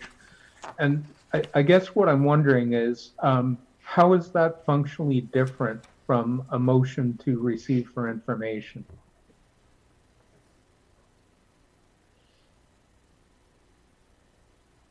Through the mayor to Councillor Wainwright, I think the proposed recommendation would solidify council's support for the proposed approach we're making in recovery planning. Perhaps Mr. Humble would like to speak to that as well. Mr. Humble. If I can, through the mayor, I agree that it does help, I guess, solidify the support by council. And indeed, because it is an EOC function, with respect to recovery planning, and council is the policy group, I think having that endorsement would be a positive thing. Do you have a follow-up, Councillor Wainwright? Go ahead. Thank you, Mr. Mayor.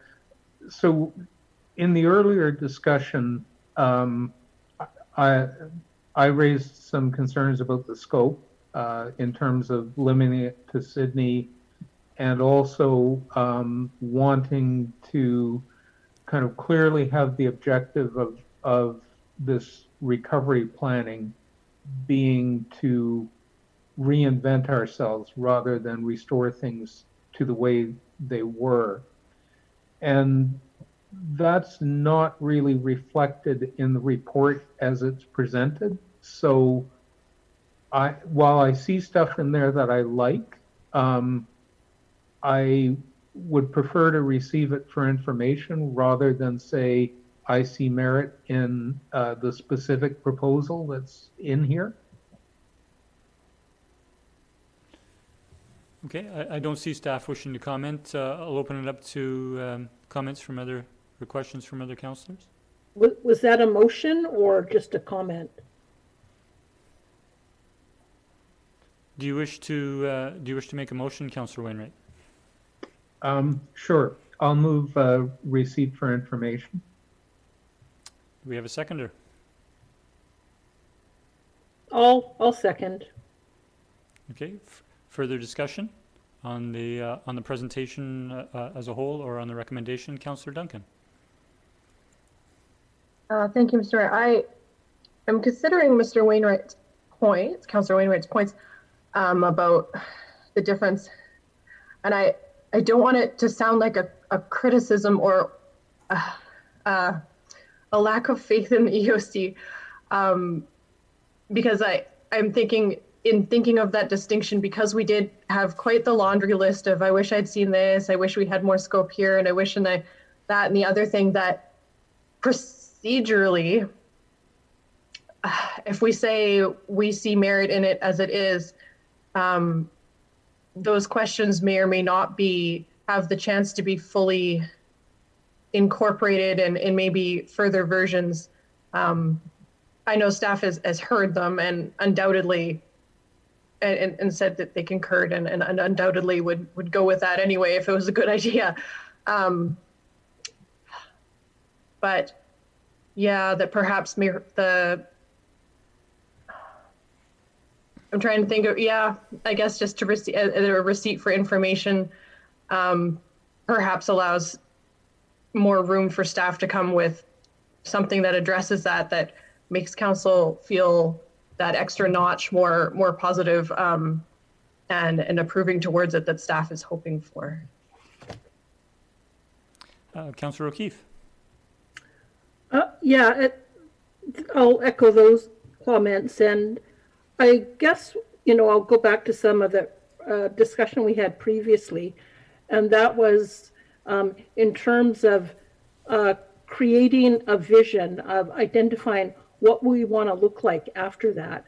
And I really see that as a strategic thing and a responsibility and a role for council in terms of developing a vision for our community overall. And while we had one before, I think the recent events, as we mentioned before, a lot of things are going to be different. And so having that time to have a broader discussion, maybe with staff and a couple other stakeholders on what do we see our town looking like, and also to have a bit more clarity in terms of maybe a more collaborative approach to some of the objectives, strategic objectives that might be included in terms of our recovery, and clarifying some of the roles and responsibilities a bit more. And I'll thank you. Thank you, Councillor. Are there any other councillors wishing to speak? I'll turn to Councillor Rintoul. Yeah, thank you. I have no objection to receiving for information, but I also have no objection with the recommendation that staff have put forward. I do feel that it sends, a strong directive to the EOC from the policy group that here's your path forward. As always, staff have undoubtedly noted the comments that have been raised. Certainly, a survey of businesses in Sydney is receiving regional input in doing so from the Northern Peninsula. As we know, many business owners reside elsewhere other than the town of Sydney. Opening up a survey to SurveyMonkey, I expect staff, would be receptive to responses from residents who use Sydney as the hub of the community. So I think I've just talked myself into voting against the motion simply for the purpose of supporting the recommendation and sending that strong message to the EOC.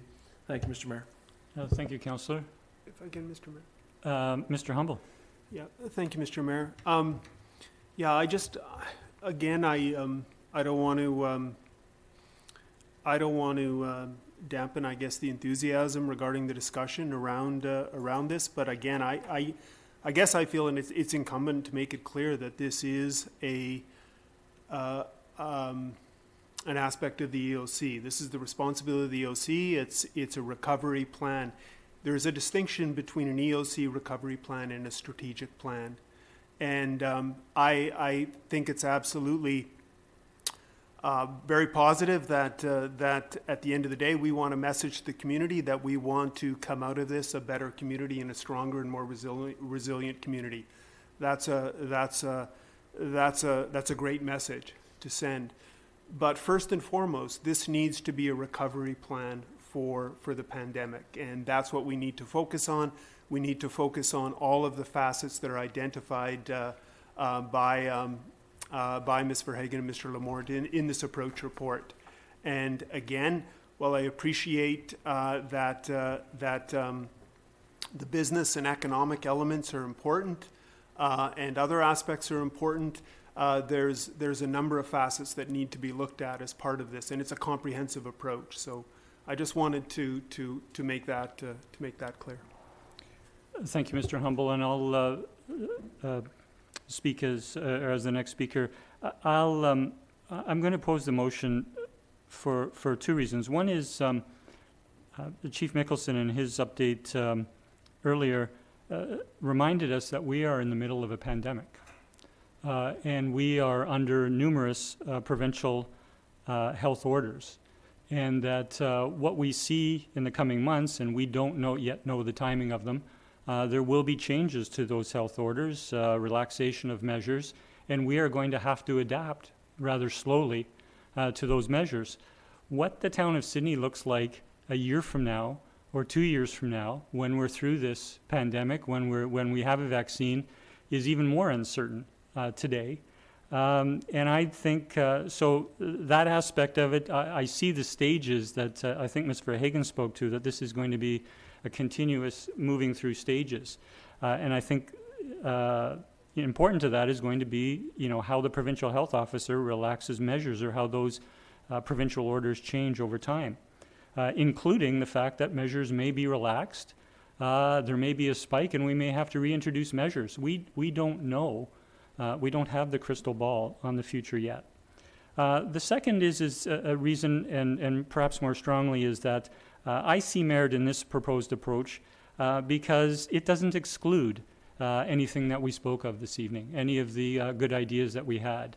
And for example, when we started making reference to the strategic aspects of this, we heard from staff, and then I also spoke that I have been in conversation with CAO Humble, with Chief Mickelson, with regards to the strategic aspects of this, and it is in the minds of our EOC, and us as a policy group, I think will become active in that at the appropriate time. So I'm in support of I see merit in the proposed approach and don't think it excludes any of the other good ideas and good conversation that we had this evening. Seeing no other speakers, Councillor Fallett, you have the floor. Thank you, Mr. Mayor. If I just may, through you to Councillor Wainwright, could you perhaps identify a bit more for us, if we were to receive this for information, are you looking at staff to take the conversations that we had and bring address more regarding the scope and what we would do moving forward, and what kind of a time delay do you see from your perspective that we would have between receiving this report for information and perhaps bringing a second report back that we would see more merit in supporting? Do you wish to respond, Councillor Wainwright? Sure. So I was not envisioning that staff would revise the report and bring forward the report. And I guess I'm not anticipating that the EOC is going to stop their activities. I'm sure they're dealing with the emergency. They're going to continue their activities. And as is being said, there's essentially a transition with substantial overlap between the immediate emergency response, then eventually moving into the recovery phase. So there isn't a neat line in the sand where you switch from emergency response and move into recovery. I don't, while the report that's being presented does not exclude any of the stuff that we've been talking about, it also does not include it.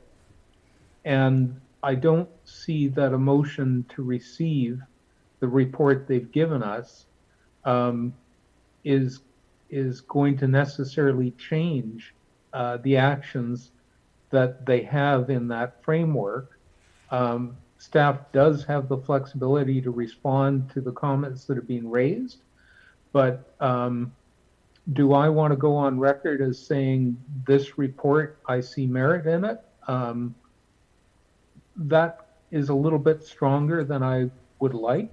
And I'm not suggesting by any means that EOC is doing the wrong stuff. What I'm seeing is that the report presented doesn't reflect the strategic input that I would like to see go in it. Now, obviously, Council hasn't had a substantial discussion up to now about what that kind of strategic input might be. And we've had various people talk about various ideas, but we also haven't had Council agree to support any of those individual ideas. So this leaves things very open-ended based on the discussion we've had, and a receive for information reflects that. A motion that sees merit in the document in front of us does, in my view, tend to close the door. So that was my thinking around why I proposed a motion to receive, as opposed to being willing to support a motion that says I see merit in this. We'll go to Councillor Fallett. Thank you. If I could just follow up so thank you very much for that, Councillor Wainwright. I felt that Council had an amazing discussion, and as did the comments that came through from staff earlier in the meeting. And as was noted, this is new for all of us.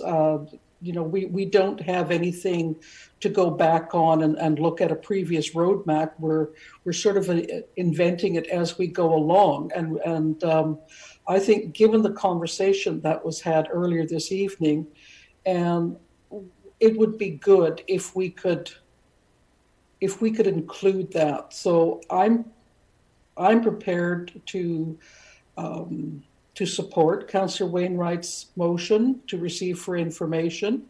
And as was stated earlier, this is not a cease and desist by any stretch of the imagination for what EOC is doing, but is just a recognition of the comments that came forward and to ensure inclusivity of that. Thank you. Just before I go to Ms. Verhagen, I would just like to address one comment by Councillor Wainwright. I do not believe this closes the door by saying this report has merit. I indicated that in my comments, and I think anything that any of the ideas that we expressed this evening could certainly be looked further into. In fact, some of them are being looked like strategic is being looked forward by council. I'll turn to Ms. Verhagen. Sure. Thank you. Just to council in general, just wanted to reassure you that we have heard your comments tonight about what you would like to see in terms of actions and overall strategic objectives. And a number of the comments about scope and expanding the scope of data collection beyond Sydney's boundaries, we've already looked at.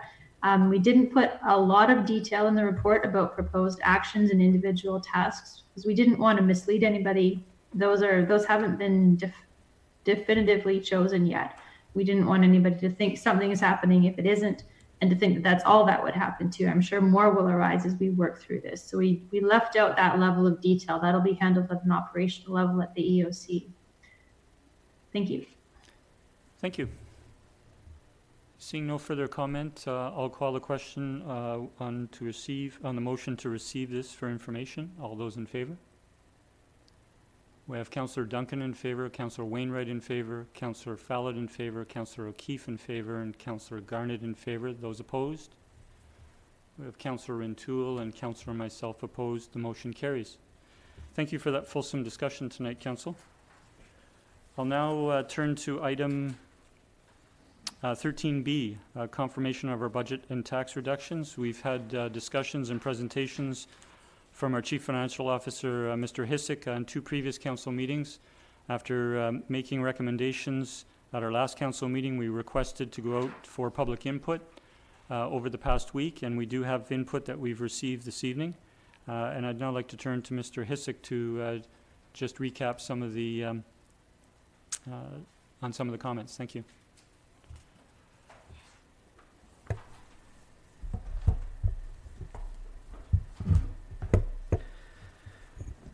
Thank you, Mr. Mayor. As you mentioned, this is just confirmation of what Council had previously decided. We put it out for advertisements last week. We received 9 submissions, 8 in terms of actual input. 1 was more of a question. But to summarize the input, there were 3 people that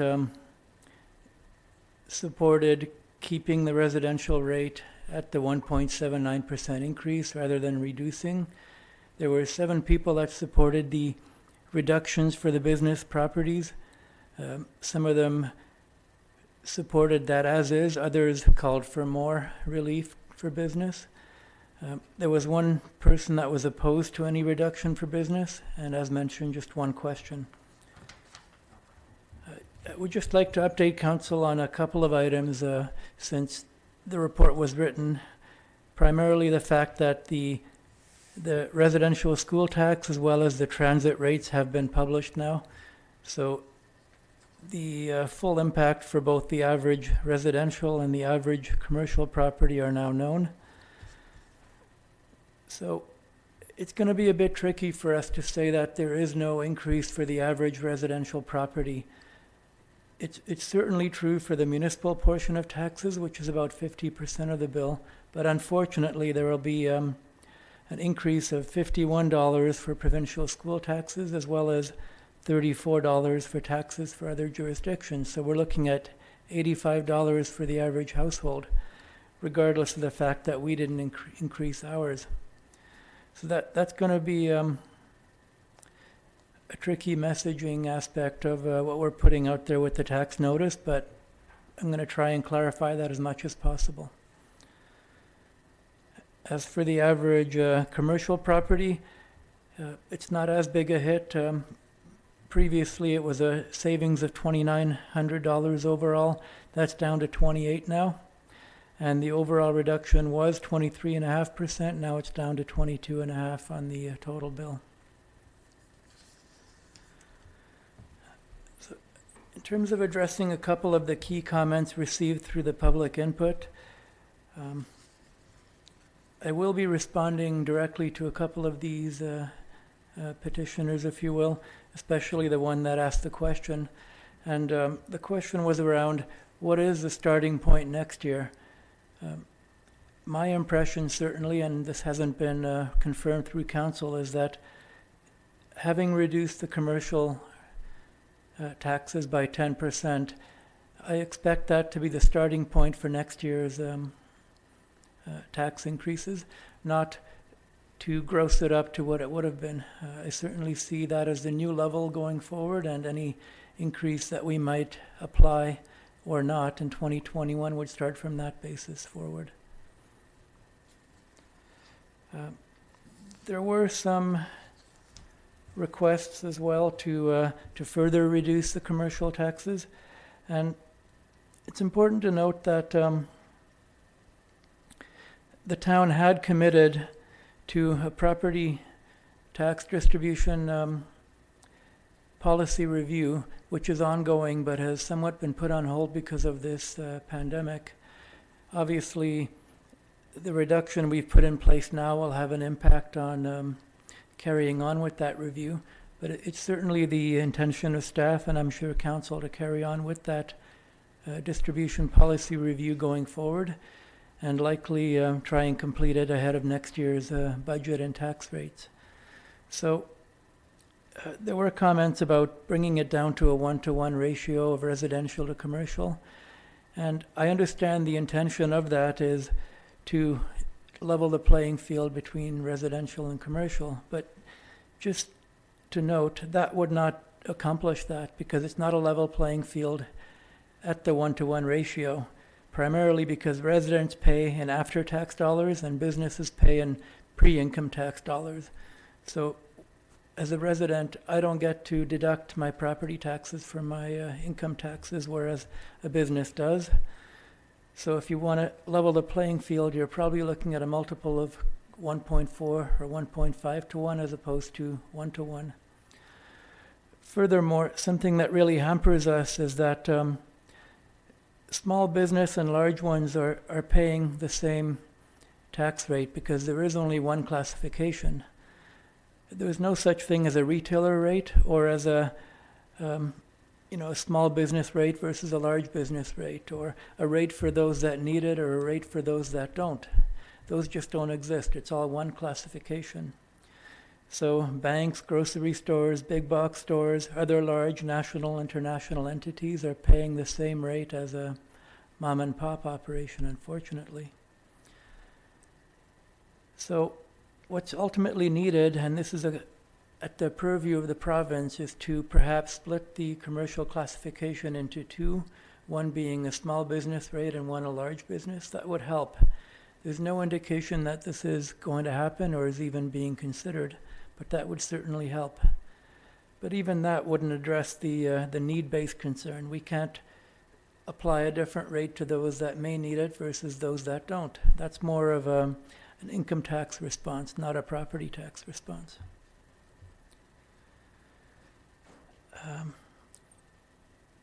Also, and this is something that's come up in the past and will again as we embark on the policy review, is we shouldn't focus merely on the tax multiples, because those can change from year to year without any impact on what the average business pays. I'm not going to get into much detail now. I may have a short presentation with the tax rates bylaw if you'll indulge me, or maybe do that later.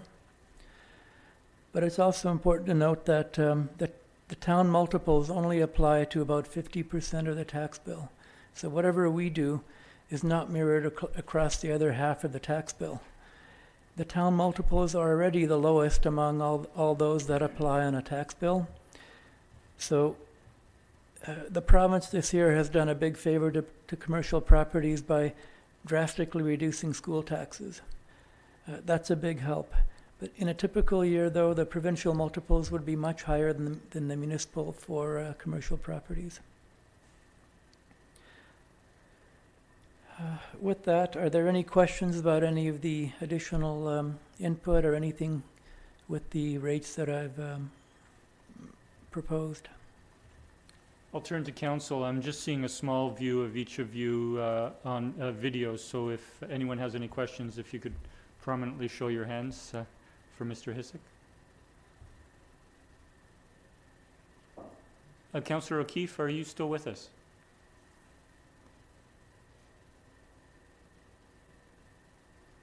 Okay, we may. Yeah, I'm still here. Why, were you surprised that I wasn't asking questions? No, well, that's a fair question.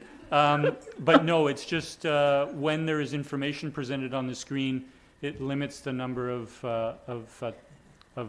video Oh, okay. participants Yeah, no, that I I'm can still see. here. And we just didn't see you, and we wanted to make sure you were with us. I'm here. I'll have comments, but I'm satisfied with the information that Mr. Hisik has provided. Thank you. Okay, thank you. Thank you, Mr. Hisik. So we do have, I think if there's councillors, any other comment from councillors with regards to the letters, but if there's none, I'll request a motion.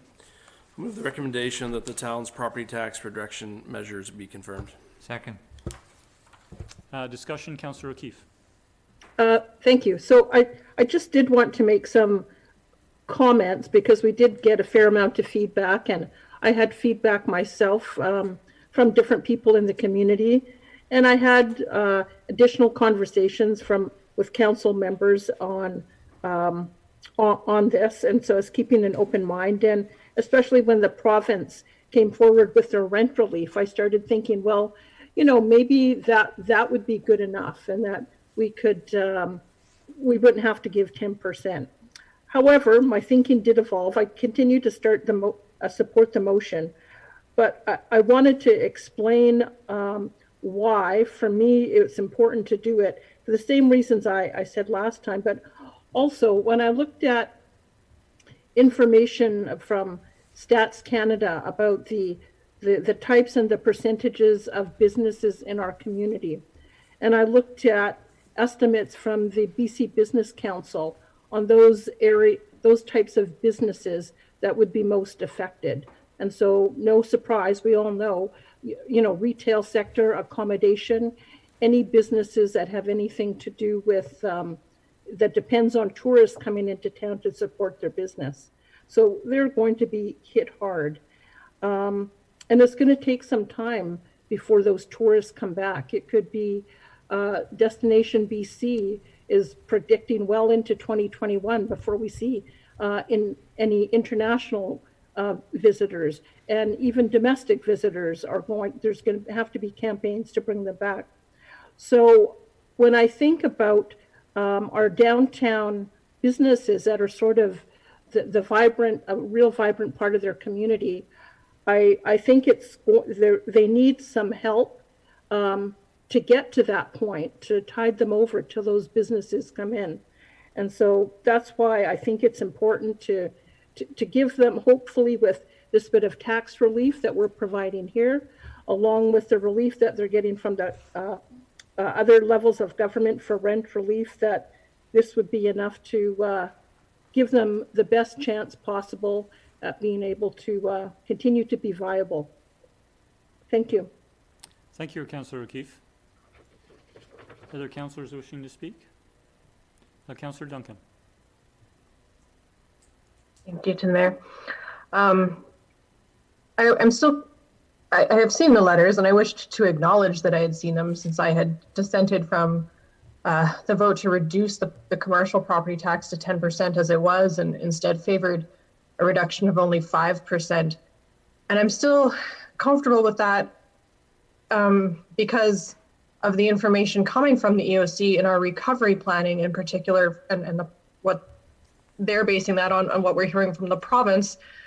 And as Councillor O'Keefe said, you know, what Destination BC is looking at in their models, that I would be personally unsurprised if by the time our EOC response to COVID-19 starts winding down, it will have to remain active, because by then the next climate change field crisis or supply chain breakage crisis is upon us. And even if they do take more time to hit us than some people are predicting, it makes good headlines anyway to predict scary things. So maybe that should temper our enthusiasm. But at the very least, the COVID-19 crisis is going to be lasting possibly a year. And I am concerned, especially now hearing, Mr. Hisik confirming that we will be starting at those rates going forward, for how long we can sustain behaving as though these are emergency measures, when actually they're going to be the measures that we stick with going forward for potentially years. And so I am still more comfortable being more conservative about relief we give. That means we deprive ourselves of income for our recovery planning. But I understand that in the absence of better information, other people may continue to feel differently.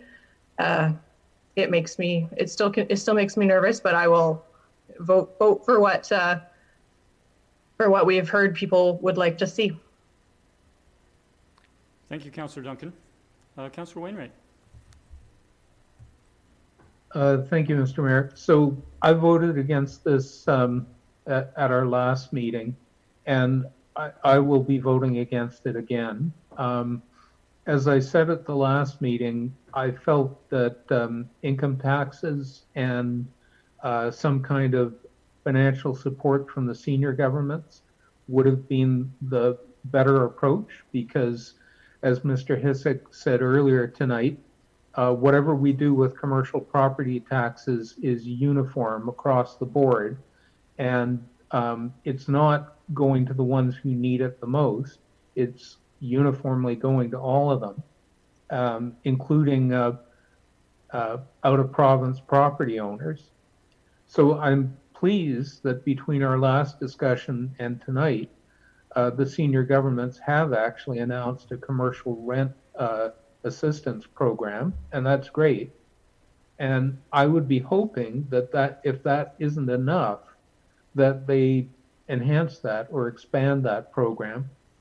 The property tax relief we're talking about is going to benefit them in the fall. And what I've been hearing, and I think we've all been hearing, is they need assistance to get them across the summer,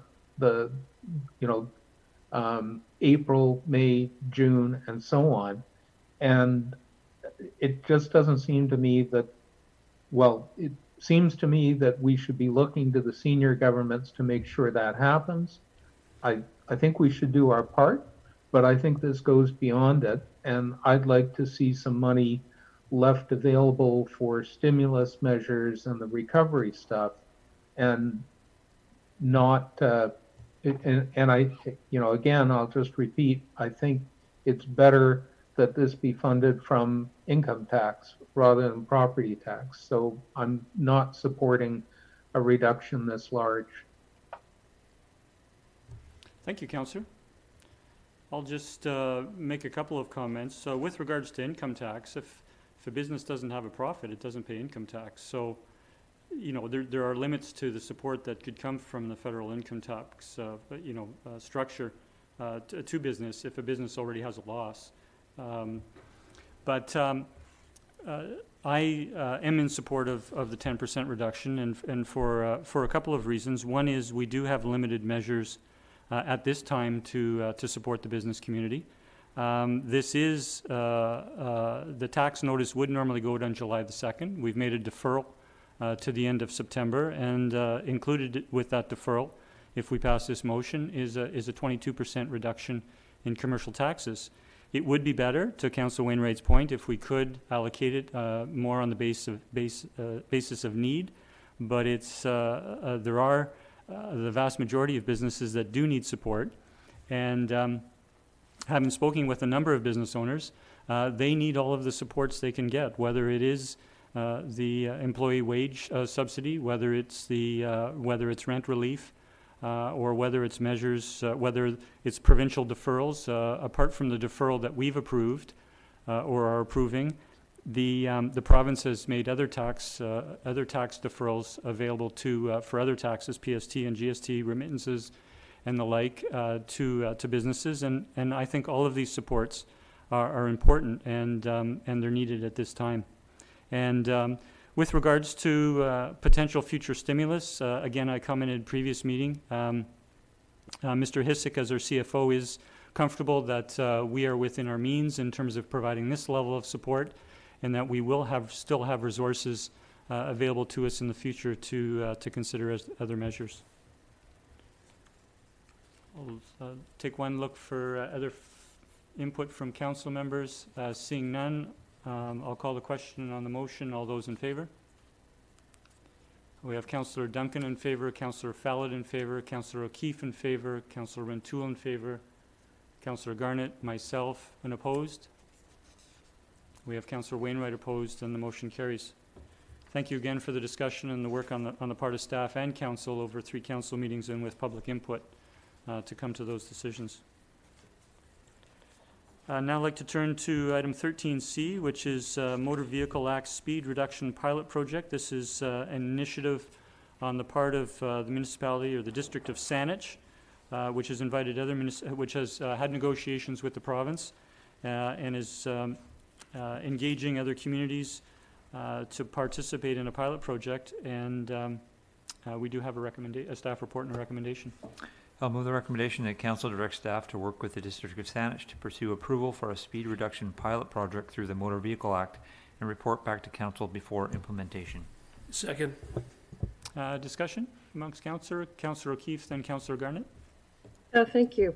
So my initial reaction, unless I get more information, is I'm not in favor of this for a couple of reasons. I guess what I'm concerned about, I think it's a good idea to reduce, we want to reduce speed. As staff note, we get a lot of complaints about this.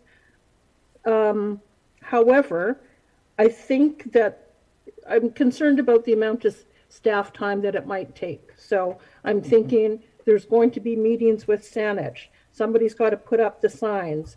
There's probably going to have to be some way of gathering the data for this and analyzing it and reporting on that. And while maybe there's some good things that come out of there, if what we've heard, from staff this year is that, council does have a very aggressive agenda in terms of priorities and projects. I expect that that's going to be even more of a challenge now, given that we're in this pandemic phase and that things, we've had 15 staff allocated to the EOC, so things that we would normally be working on are not getting worked on. So I worry about, I'd rather, if staff feel that there's time available for something like this, I would rather see it be put towards priorities that council has already identified, things like active transportation plan, or some of the things that were brought up in terms of, envisioning our new future for the community. So for those reasons, at this point, I'm leaning towards not supporting the motion. Thank you for those comments, Councillor O'Keefe. I'll turn to Councillor Garnett. Thank you, Mr. Mayor. I do see merit in this, but I also have the same concerns that Councillor O'Keefe had mentioned. Through you to staff, do we know, is this something that we could communicate with them and maybe push it down the road a bit so that it's something we'll look into in the future when we're not so busy with the pandemic? I can, through the mayor to council, I can definitely reach out to Saanich and see if that's an option. They might already be thinking about that. This came out before COVID-19 really ramped up, so I can reach out and ask. Thank you. Another comment from Councillor Duncan. Thank you, Mr. Mayor. And this might be a question through the staff, but just allow me to be that guy who says, I think this will be easy when they're not the one who has to do it. it seems to me like it might be relatively easy compared to some of the other pilots we've heard from letter writers say that they'd like to see, in that we already have speed signs. And I don't know, this would be the big if we are allowed to temporarily alter the ones in town that say 50, because right now we have already a lot of roads that are 30. So we'd be talking about only lowering it to 50 on roads where people expect it to be 50. And then we already have, reader boards out to tell people notices about, COVID related things. It seems since they're already up, I don't know how, changing a message to include that we're part of this trial.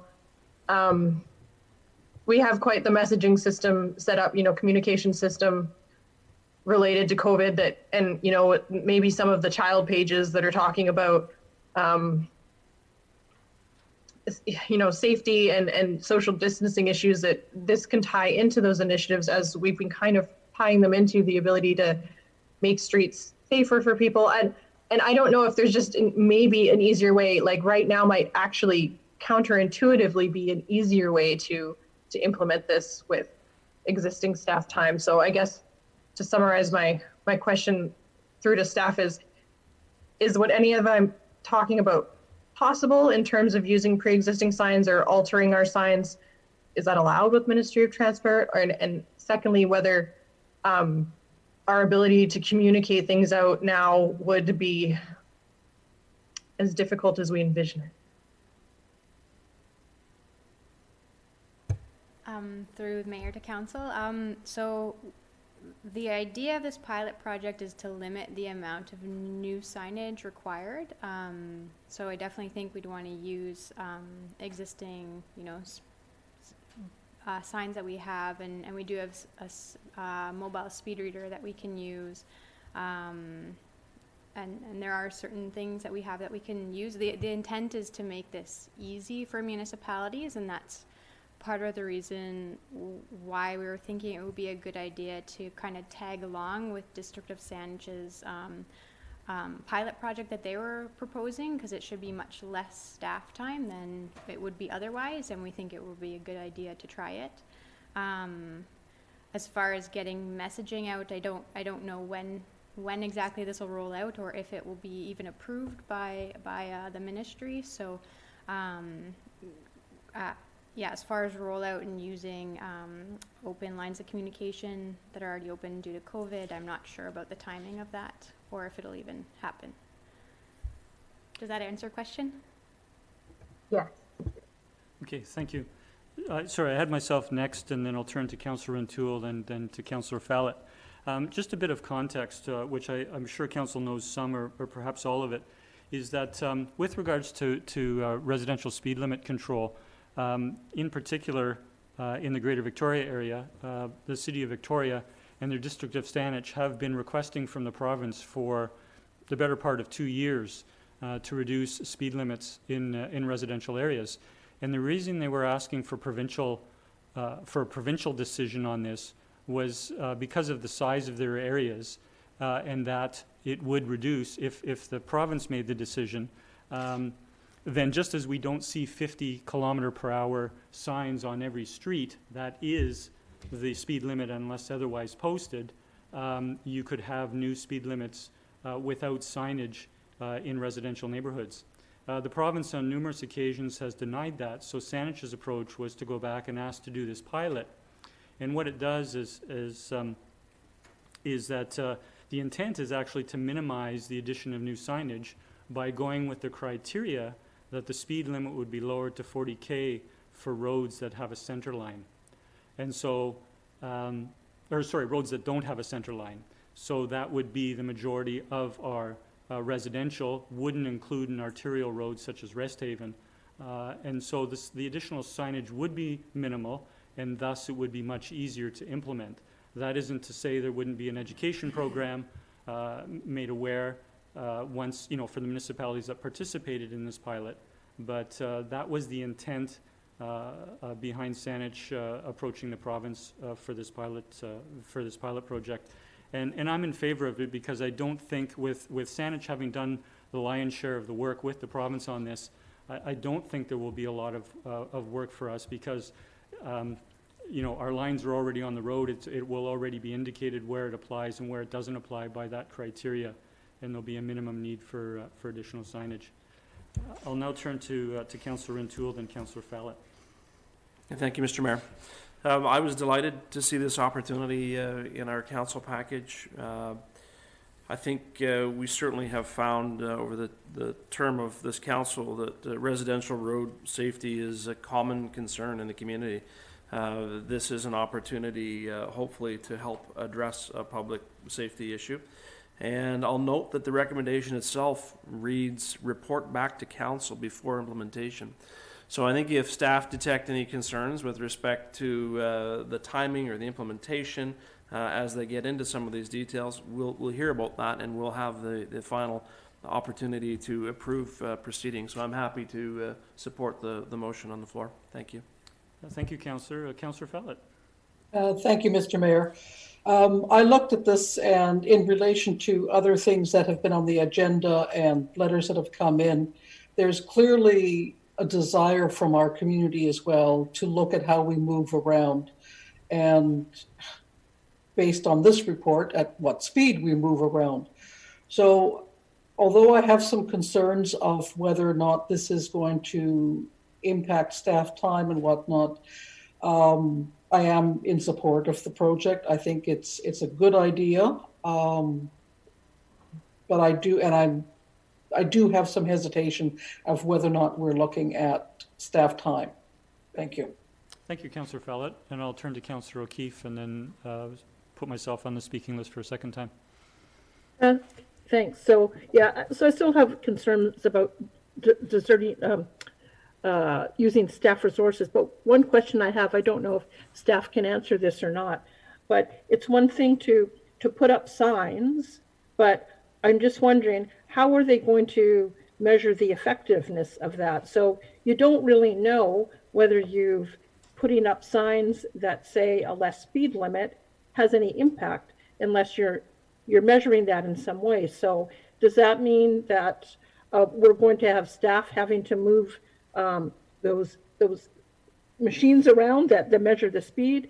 Does it mean that our local police force, who is already stretched with pandemic type issues, are going to have to be monitoring side streets to see if people are doing the proper speed limit?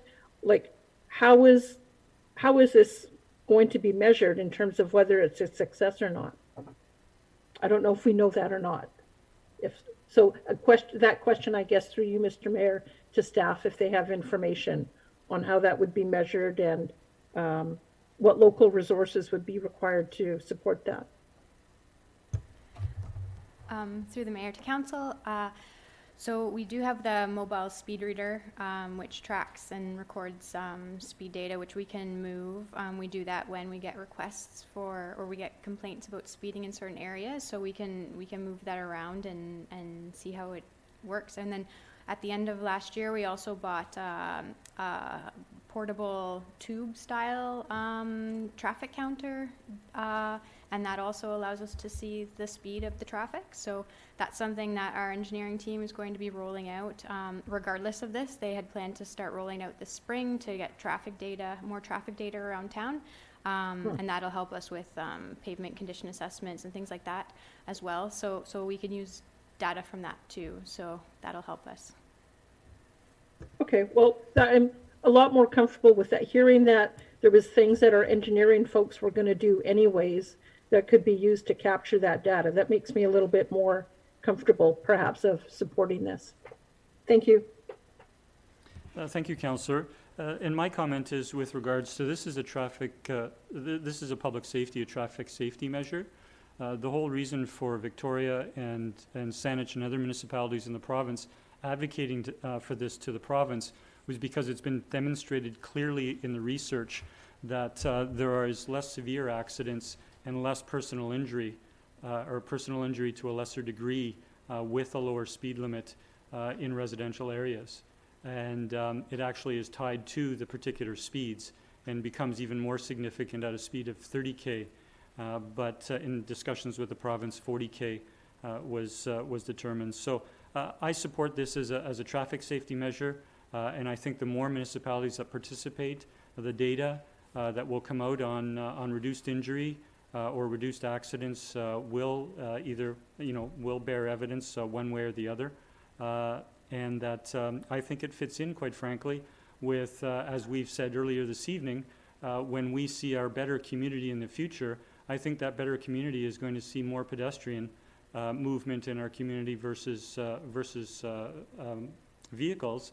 And we want safety. We want more safety, or better safety for more pedestrians out there. And I think slower movement in the residential areas contributes to that. Is there any other discussion from colleagues? And so I'll call the question. All those in favor? The motion carries unanimous. Thank you. I'll now turn to the monthly building report for March. I move receipt for information. Second. Discussion, questions of staff? Seeing none, all those in favor? Motion carries unanimous. Thank you.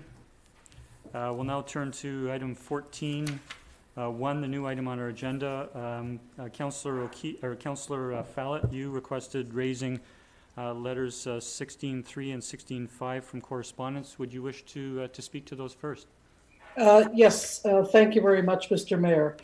The two letters are asking. One is asking for a portion of Beacon Avenue to be closed down to make it safer for pedestrians to move, so that half of Beacon Avenue, and the other one is looking at an area on the east end of Beacon Avenue down by the roundabout to be closed off for outdoor cafes. And so I wanted to take those letters and lead into something that I have brought before some of my council members in the past, and that is to take a look at, during this COVID period, of safe movement on our streets and whether we can close down, block off, limit how certain streets or portions of streets are being used.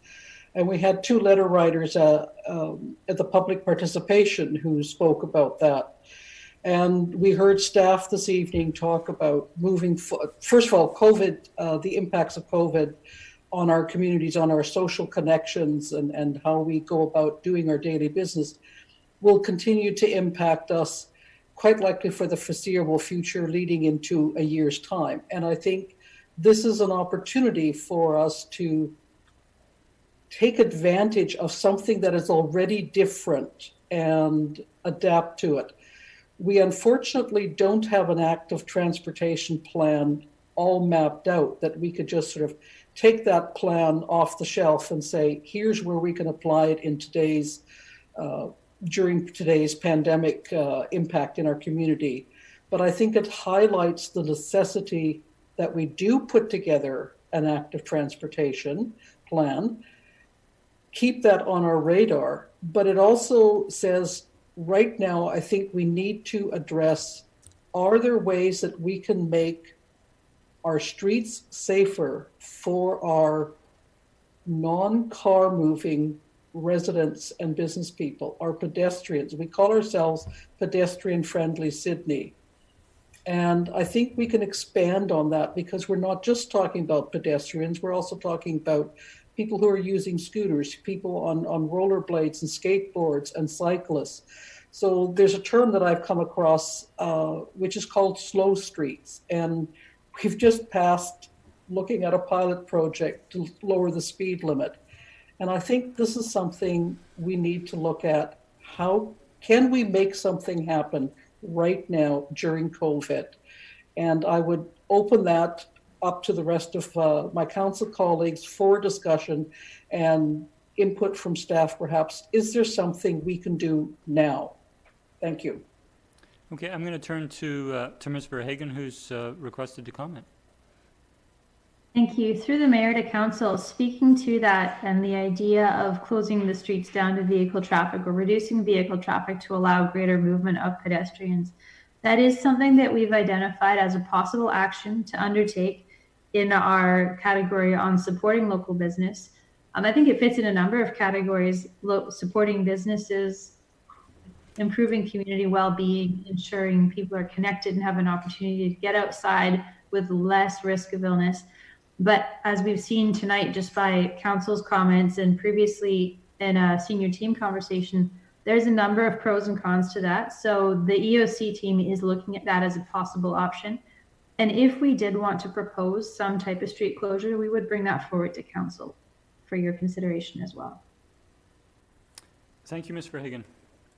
I'll go next on the speakers list, seeing no others. In particular, with the comments we had in public participation and others, actually view it, sorry, if I go back a step, we know that there have been people in our community over the last 10 years who have brought forward requests to turn the one-way portion of Beacon Avenue into either into two ways or more pedestrian. And certainly we've had traffic engineer consultants look at that, and previous councils have deliberated on that. And the reasons, given the reasons why we've left it the way it is. So there is in our letter writers a request to consider that. And then there's a consideration to try to make more of the public right-of-way available to pedestrians, both in the downtown and in the residential areas. And the perspective I take is that we currently have some 85 to 90% of our businesses with their front doors closed. Yes, some of them may be doing front door pickup or by appointment, but we have 375 businesses downtown. Those include the physicians, the chiropractors, all the services, the hotels, the restaurants, and retail. But we can already sense with the activity, particularly with the better weather that's come forward, we can see a certain activity level in our community. And as I move about the community, I see people making a determined effort to physical distance.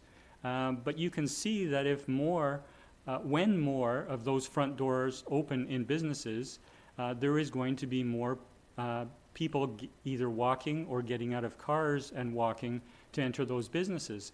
And if I take a look, for example, at some of the financial institutions on Beacon Avenue, they can have lineups today of 4 or 5 people standing 6 feet apart up against a building, while the people going by them are trying to stay 6 feet across. Well, how do you have two-way, people going back and forth past those people who are standing in line of a business? So what I can foresee is that as businesses reopen, if we maintain the current physical distancing measures that we have in place, that is going to be a significant challenge.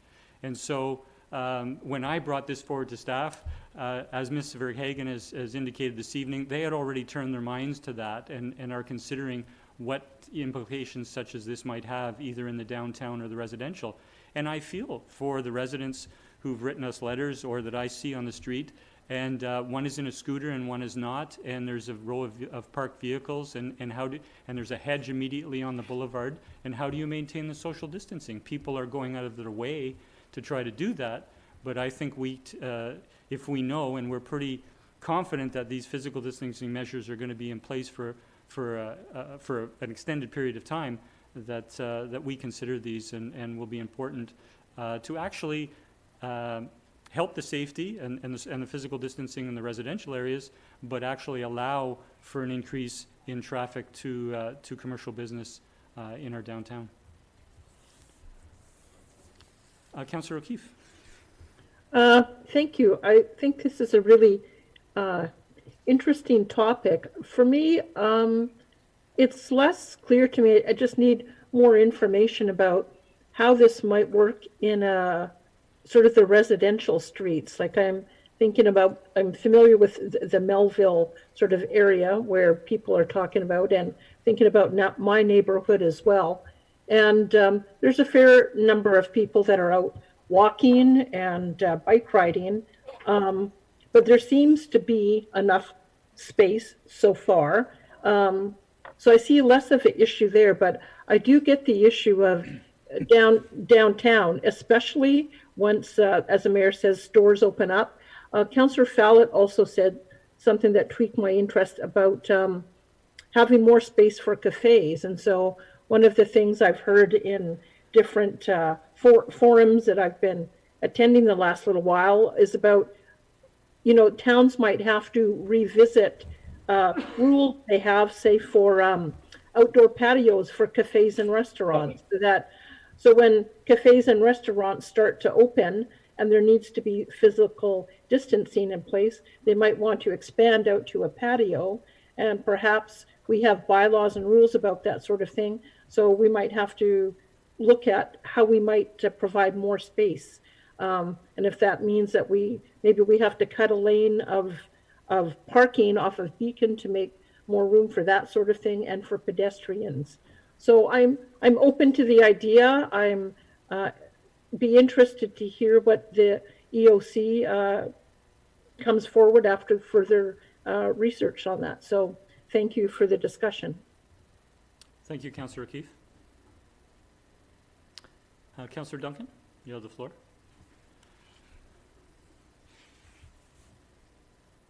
Sorry, Councillor Duncan, did you wish to speak? Sorry, I couldn't unmute myself. Okay. Thank you. And I've heard there's kind of two different visions of road closure that we're talking about here. The one which was kind of the residential street that our public comment participants spoke of, and we're looking at the local traffic only, I think would be kind of more the description there. It's not about excluding cars, it's about just making sure that there are people just going to their homes and local traffic delivery.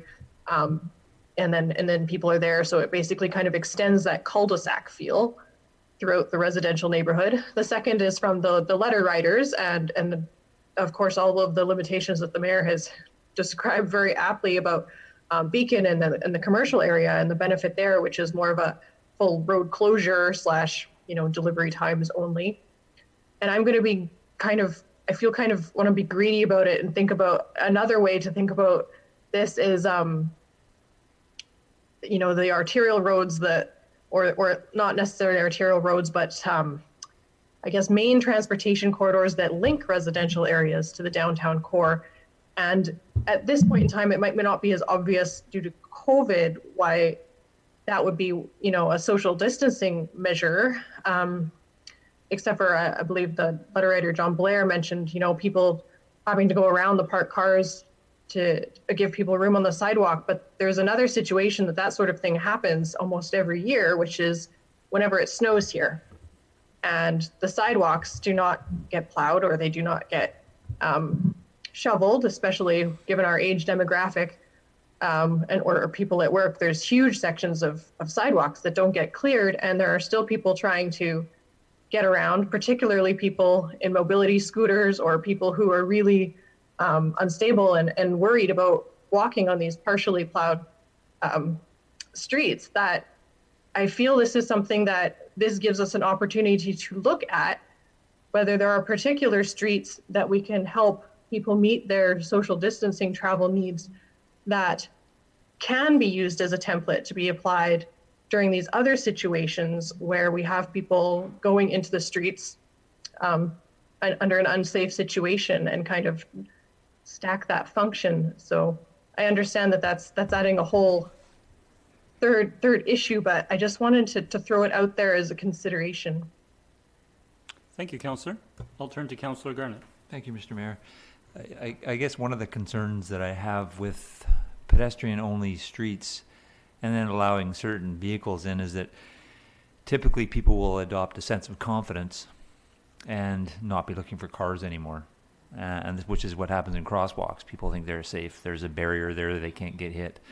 So that's a concern I have with that kind of approach. I'm not sure how you would deal with that, especially in terms of deliveries, because those vehicles need to go in and out. And even local traffic. But if you're giving people the sense that it's pedestrian only, then they're going to think it's pedestrian only mentally, and then they kind of take on that mindset that they have the road and the cars have to look out for them, and that's generally not what happens. So I'd be worried about potential accidents depending on how it was, manipulated in that sense. Thanks. Thank you, Councillor. Councillor Fallot, then Councillor O'Keefe for a second time. Thank you, Mr. Mayor. I really appreciate the comments that are coming out through this discussion, and Councillor Duncan is quite right to identify another layer of this, and this is one of the reasons I think it is imperative that we remember that we need to have an active transportation plan moving forward, because there are many, many aspects to look at this. And certainly sidewalks that aren't being shoveled, and how do people move around in the wintertime, and all of those things. That's a really important part to address in all of this. When I first brought the conversation around to take a look at street closures, although I used the term street closures, I, in my mind, wasn't limiting the conversation to actual closing down the street. I wanted this sort of discussion to take place, and I'm really pleased that the EOC is looking at what we can do, what we need to do to keep our, and just looking through the report from 13A earlier this evening about keeping a healthy community and looking at our social connections. It is so very important, and we're not going to be the same community we were 2 months ago. We are now different. And just to briefly touch on what Councillor Garnett was speaking about, the safety, I understand what you're talking about, and I think it's a very real concern. But I think also once we look at, if we're looking at a lane closure, that can be dealt with separately. There's barriers between what portion of the roadway is being used for motor vehicles and what's being used for pedestrians and cyclists.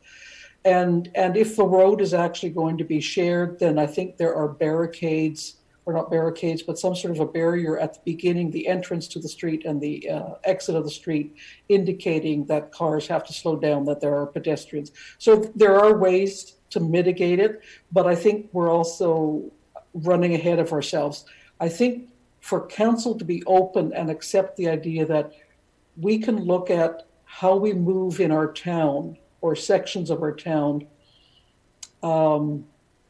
during COVID and using it as a template, as a pilot of looking at more of this going forward. I think that's the important step, is to say right now we're open to the idea of potentially reducing how a street is being used and modifying that use.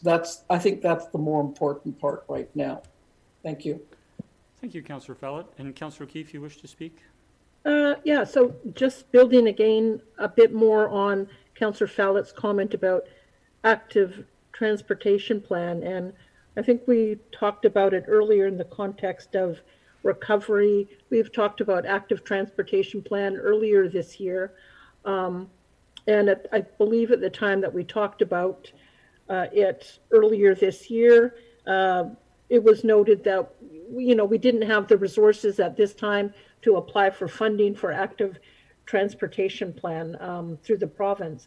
And I guess what I'm wondering is, like we said before, this pandemic has put us on fast forward for a number of things. And so what we've seen is, of course, people using more bikes for health, for recreation, to get to work, people concerned about using transit because they don't feel it's safe because of COVID. There's a lot more traffic on the bike trails to the point that, some people I know that are out there all the time are looking at it as a safety issue. So I guess it's great to hear that the EOC team is looking at that, and I'm just planting a bug in their ear, or maybe they're thinking about it already. If they do find merit to some of these things, whether we would consider moving up our timeline in terms of getting an active transportation plan prepared, knowing that we can apply. I think there's a deadline in the fall where the province would actually provide funding to prepare an active transportation plan. And then once we have that, then we would also be eligible to get funds in the future. So just putting it out there as perhaps an opportunity that we might seize if based on the EOC research that they think that has might be a reasonable thing to do. Thank you, Councillor. So again, I would just make the comment, seeing no other speakers, that we're in the middle of a pandemic, and we have an emergency operations center set up to deal with the emergency and the issues that are immediate while we're still planning for recovery. And I think the letters writers this evening that we've heard from in public participation and otherwise raised by Councillor Fallett point to the concern over safety during this pandemic. And I know that that will be, as the EOC has indicated, that will be their paramount concern. And yes, we can turn our minds in due course to active transportation plans and strategy, but first and foremost, we have to be concerned with the effects of the pandemic at the moment and the safety. If we could have a motion to receive those two letters. So moved. Second. All those in favor? Motion carries unanimous. Thank you. And now turn to 16, which is correspondence for information. That's the remaining letters. A motion to receive. So moved. Second. All those in favor? The motion carries unanimous. Thank you. And we'll now turn to item 17, and Councillor Wainwright has a notice of motion to read into our minutes this evening. Just a reminder to Council that we won't be debating the motion this evening. Councillor Wainwright will read it in, and it will be up for discussion in the future. Councillor Wainwright. Thank you, Mr. Mayor. So, whereas the recovery of the tourism sector of our local economy is expected to be slower than most other sectors of our economy, whereas short-term rentals such as Airbnb pose significant competition for hotels and commercial lodging operators in Sydney, and short-term rentals do not pay commercial property taxes, have significantly less capital investment in our community, provide less employment opportunities, and are not subject to the same rules and responsibilities. And whereas the additional competition from short-term rentals may slow the recovery of our hotels and commercial lodging operators, therefore be it resolved that staff bring forward an amendment to Sydney's zoning bylaw for consideration by Council no later than August 31st, 2020, to prohibit all short-term rentals anywhere in Sydney. Thank you, Councillor. So that will become a part of the record and for a future Council meeting. We don't have any motion to go in camera this evening, so I would look for a motion to adjourn. So moved. Second. All in favor? Carries unanimous. Thank you to all councillors for joining us for this evening for the fulsome discussions, and thank you to Councillor Verhagen. And I see Mr. Lamort has left us. Please pass on our thanks for him being part of this evening's meeting. I did see him taking some notes, so it was good to have him part of the meeting as well. And thank you to all of the staff as well.